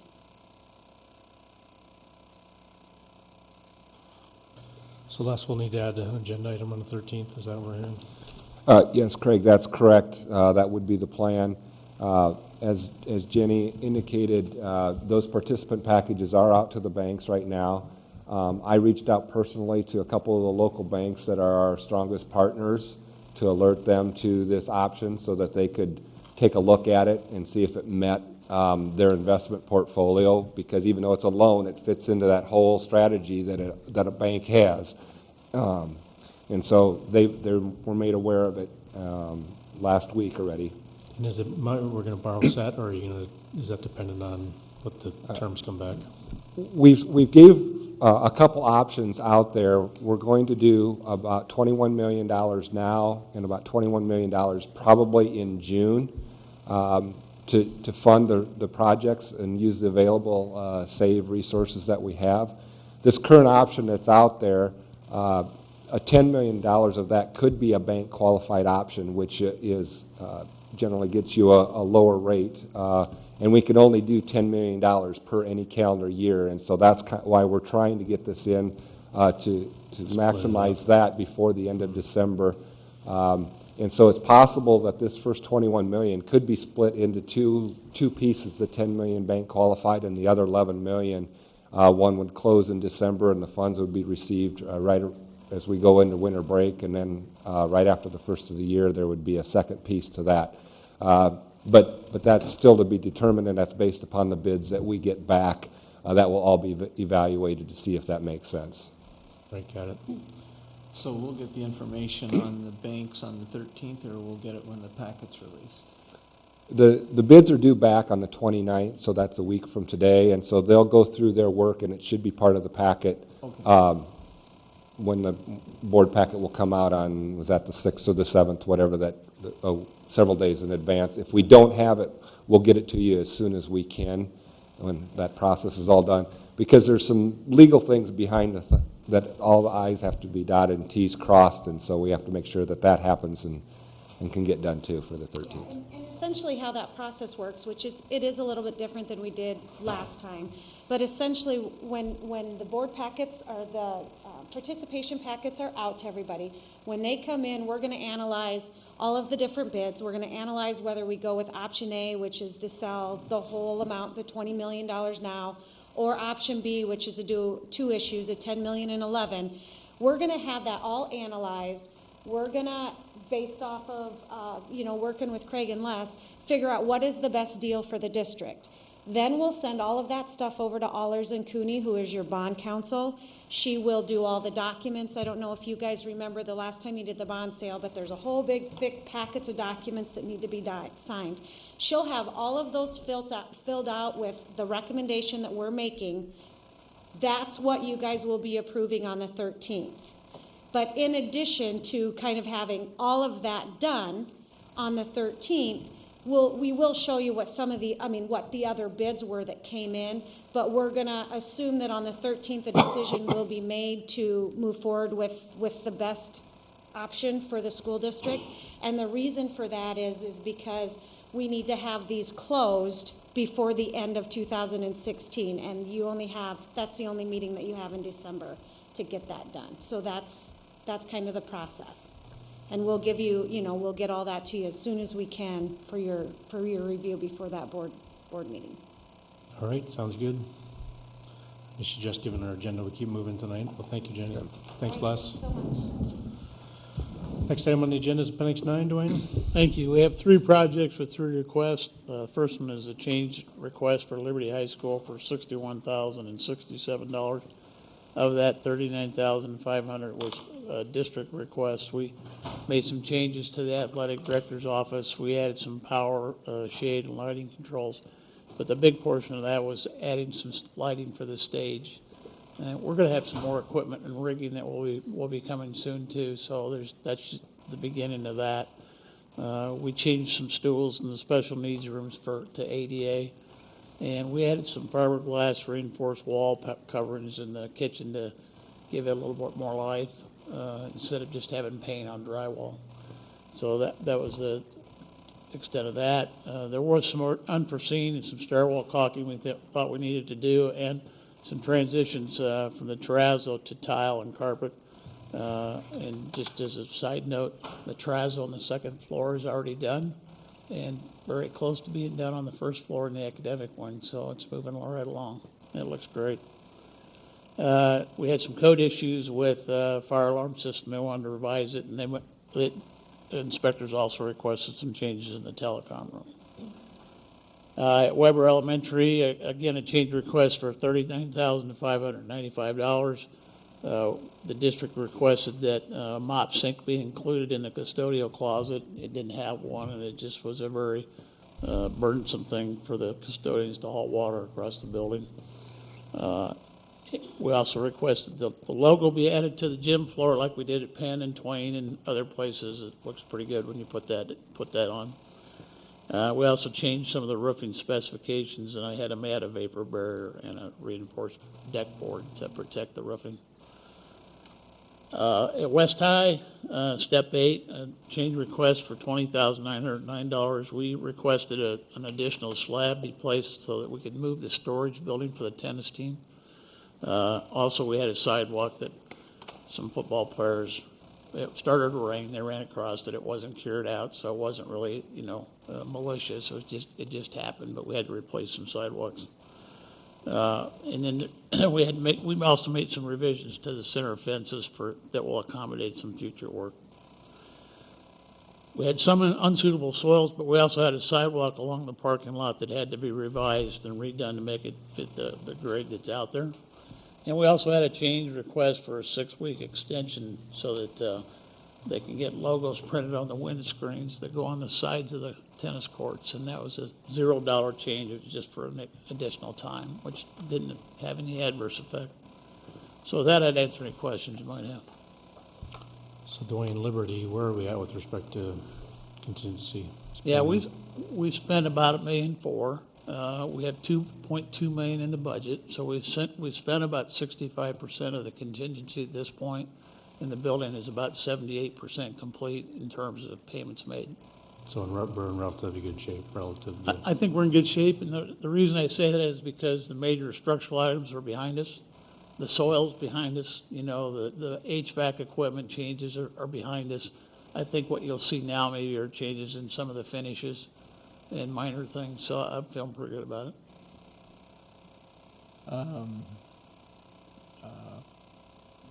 On the cement, with the players going through, don't we mark those, don't we block those off? I mean, it seems, that seems 100% avoidable. Yeah, I think there were cones put up, and I don't know if they had tape up or not, but they were, there was a really bad storm coming, and they took the shortest route to the locker room, and that's what happened. Okay. And one thing I'm gonna say on the West High logo, on the windscreens at the tennis courts, I really feel we should refer to that not as the West High tennis facility, but to the Iowa City Community School District competition court facility. And that it should not only have the West High logo, it should have the City High logo and have the Liberty logo. And then that way, all of our schools can utilize it. I don't know that we can afford to keep putting up $2 million tennis courts at every single secondary school, and to have practice facilities at the others. And then when it becomes tournament time, we utilize the wonderful courts we have there. And I know it would cause some inconvenience for the West High students when the tournament is being used at their facility, but they have a Big Ten facility just down the road that they use every time it rains anyway. That's my 2 cents I'd like to put in on this, and since it's a zero change order, I think it's something we should consider doing going forward. Well, I think in response to that the change order is zero because it's just for additional time. The logo being printed is being paid for by the School Booster Club and not the contractor. Okay, So, well, and I'd say that we would then ask the boosters at City and Liberty to chime in for their logo on it as well. and I might add that we have a current tennis complex plan for Liberty High School. It's in the phase 2. It's already part of the plan. Currently looking at 6 or 8 courts up there. So, and this project, I think, was closer to $1.2 million than it was $2 million. Well, when it's done, we'll know. Entertain a motion? I make a motion to approve the Appendix 9 approval requests as written. Is there a second? Second. Further discussion? Kim, ready to vote? Online voting is open.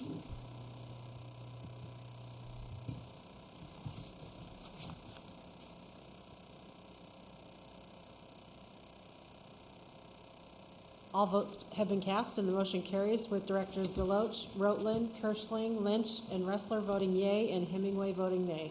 Thanks, Kim. Next is agenda setting, a number of agendas. We've put all the December meetings on, and I want to say up front, I think there's now a recommendation to add a December 13th work session, because we have a number, well, we'll see what we get through tonight, one thing. And then we already have some parking lot items. And perhaps put off the Operations Committee until January. So I'll throw that out there to start. I'd like to add that December 6th, I believe we have planned a policy and governance meeting, if I'm not mistaken, Kim. So that may interfere somewhat with this December 6th. Well, that's part of the reason we kept the 6th short and to the point with the one request to review the, so let's get, so the 6th, I think there's only one agenda item to review the voluntary transfer data that we'll have by the 1st. And that's just so we get it in time. If we want to put it on the 13th agenda, we'd have time to do that. Do we have anything that's pressing for the 6th for P&G? We have a lot of things to, with P&G. I just wonder if this work session, if we can't, like you said, add it to the have it on the 13th, and then move operations. Simply because I know that there's going to be multiple absences on the 6th as well, if I'm not mistaken. Well, I won't be here on the 6th. but, Right, and I think mean, that Director Loach won't be here on the 6th either. But this is really just to get the information out, and Okay. I'd proceed. So you wanted to stick with the agenda for the 6th is what it is? I would. Okay. And then put more onto a 13th work session? Right. Okay. Unless we don't have quorum on the 6th, that'd be, If we didn't have to have a decision on the voluntary transfer by the end of December, then I think putting that off until the 13th would be fine. I'm not comfortable with not having discussed it at all and then being asked to make a decision the same night. Okay. So I'm fine, but you say, Matt, if that's too tight. Well, our problem is if you don't make the decision on the 13th, then we're actually back late in January, and I think our secondary folks are going to be looking at working with students to do registration. we've had this discussion already. It has to be on the 6th, right? So, and you'll bring what you got.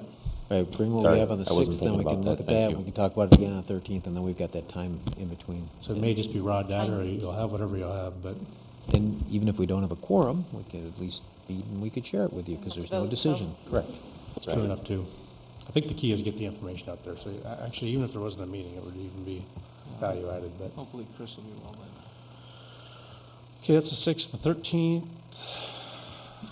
First is we have a closed session on superintendent evaluation, just kicking off the evaluation process for this year.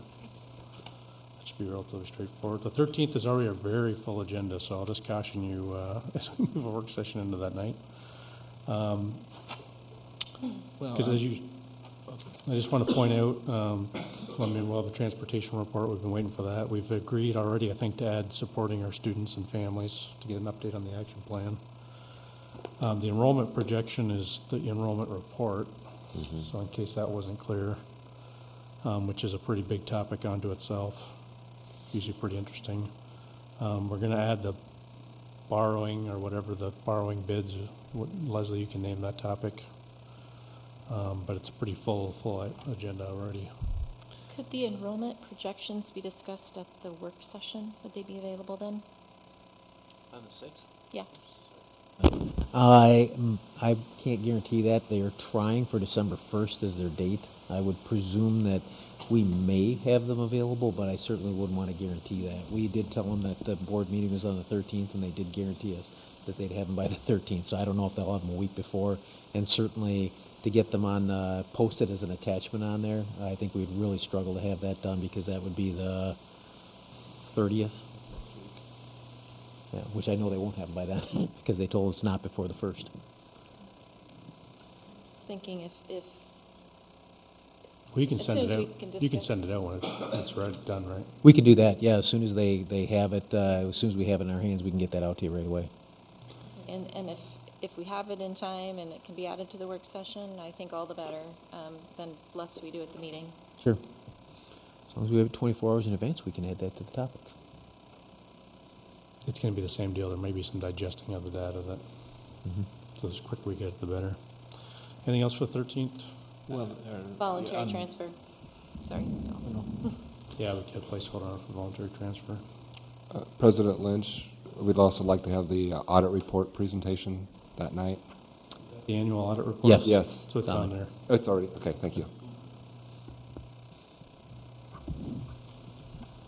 President Lynch. Busy? The work session? Okay, on the work session, I think we ought to add the isolation room. And if there's room to start the fraternization that we pulled off. A lot, I think we had fraternization, policy 9.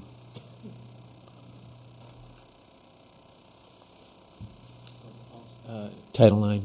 Oh, okay. You're Sorry, right. Title 9 policy, sexual assault. Right. So then the other was seclusion. Maybe Seclusion room. Continue that conversation. Right. What else do we have on there, Steve? There was a request for conversation about computer policy and safety and cell phone use. That doesn't need to, I just want it to come about. It doesn't have to happen, but just as long as it's prior to that happening, going one-to-one next school year. So we can do that in January. We could probably put on the facilities master plan GeoBond if there's anything to talk. Okay. 1, 2, 3, 4, 5. And whatever's not covered tonight, so. Right. Yeah. We better get moving. Yeah, I have a couple things. They don't necessarily have to happen December 13th, but maybe by January would be nice as the legislative session starts. One would be just to discuss some of the, or just talk about maybe 5 minutes, some of the learnings from the IASB convention and delegate assembly and various interactions with UEN and so on and so forth. Yeah, it'd be great to do that at a school board meeting if it was real concise. And also the better boardsmanship awards. There is a, under board work, the second item down there, we do have a legislative update on there, and we'll see that every other board meeting moving forward till we get to the end of the legislative session, so. Starting with December 13th. Okay. So let's add those learnings, because that's a good one. Okay. So we can do it in January. I think it's bigger than just legislative. Right, I just wanted to let you know that we do have that as a placeholder every other board meeting starting at the next one. Beautiful. So, but you wanted to add the IASB learnings on there? Yeah, and better Okay. boardsmanship. Right. That can be one topic, maybe. All right. Just to try and shorten the agenda, do we need to do the district calendars on December 13th? We do need to approve them. Hopefully, it should be a relatively short process, but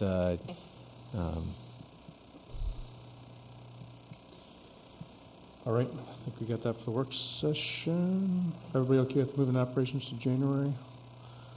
Sure. And then the December 20th Education Committee, we had previously put 2 items on there, the pre-K and then the birth to 3.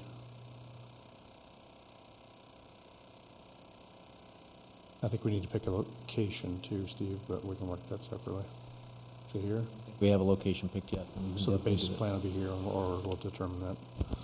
President Lynch, what about the bullying harassment follow-up? Do you want to just do a memo, or is that actually going to be an agenda item? No, that's an agenda item. Okay. So to be, we'll work on the wording. Otherwise, we'll just use what we did tonight, supporting our students and the families. Chris, just on that education committee work session, here would be fine, but I really would, if possible, if we could do it at a location that has a preschool. Oh, I agree with that completely. It's a lot more fun to be out in the schools, but. Little chairs. I don't care. I just want to be able to see it as we're discussing it. So Steve, perhaps you could propose something there. What's that? Perhaps you could propose a location. May I check with the schools? I need to check with the schools first. Yeah, absolutely. So. All right, anything else on agenda setting? Okay, with that, we will, as quick as possible, have our work session at the back of the room. Here as quick as possible. I'd entertain a motion to adjourn. So moved. Second. All in favor, say aye. Aye. Aye. Any opposed? This meeting is adjourned. Thank you.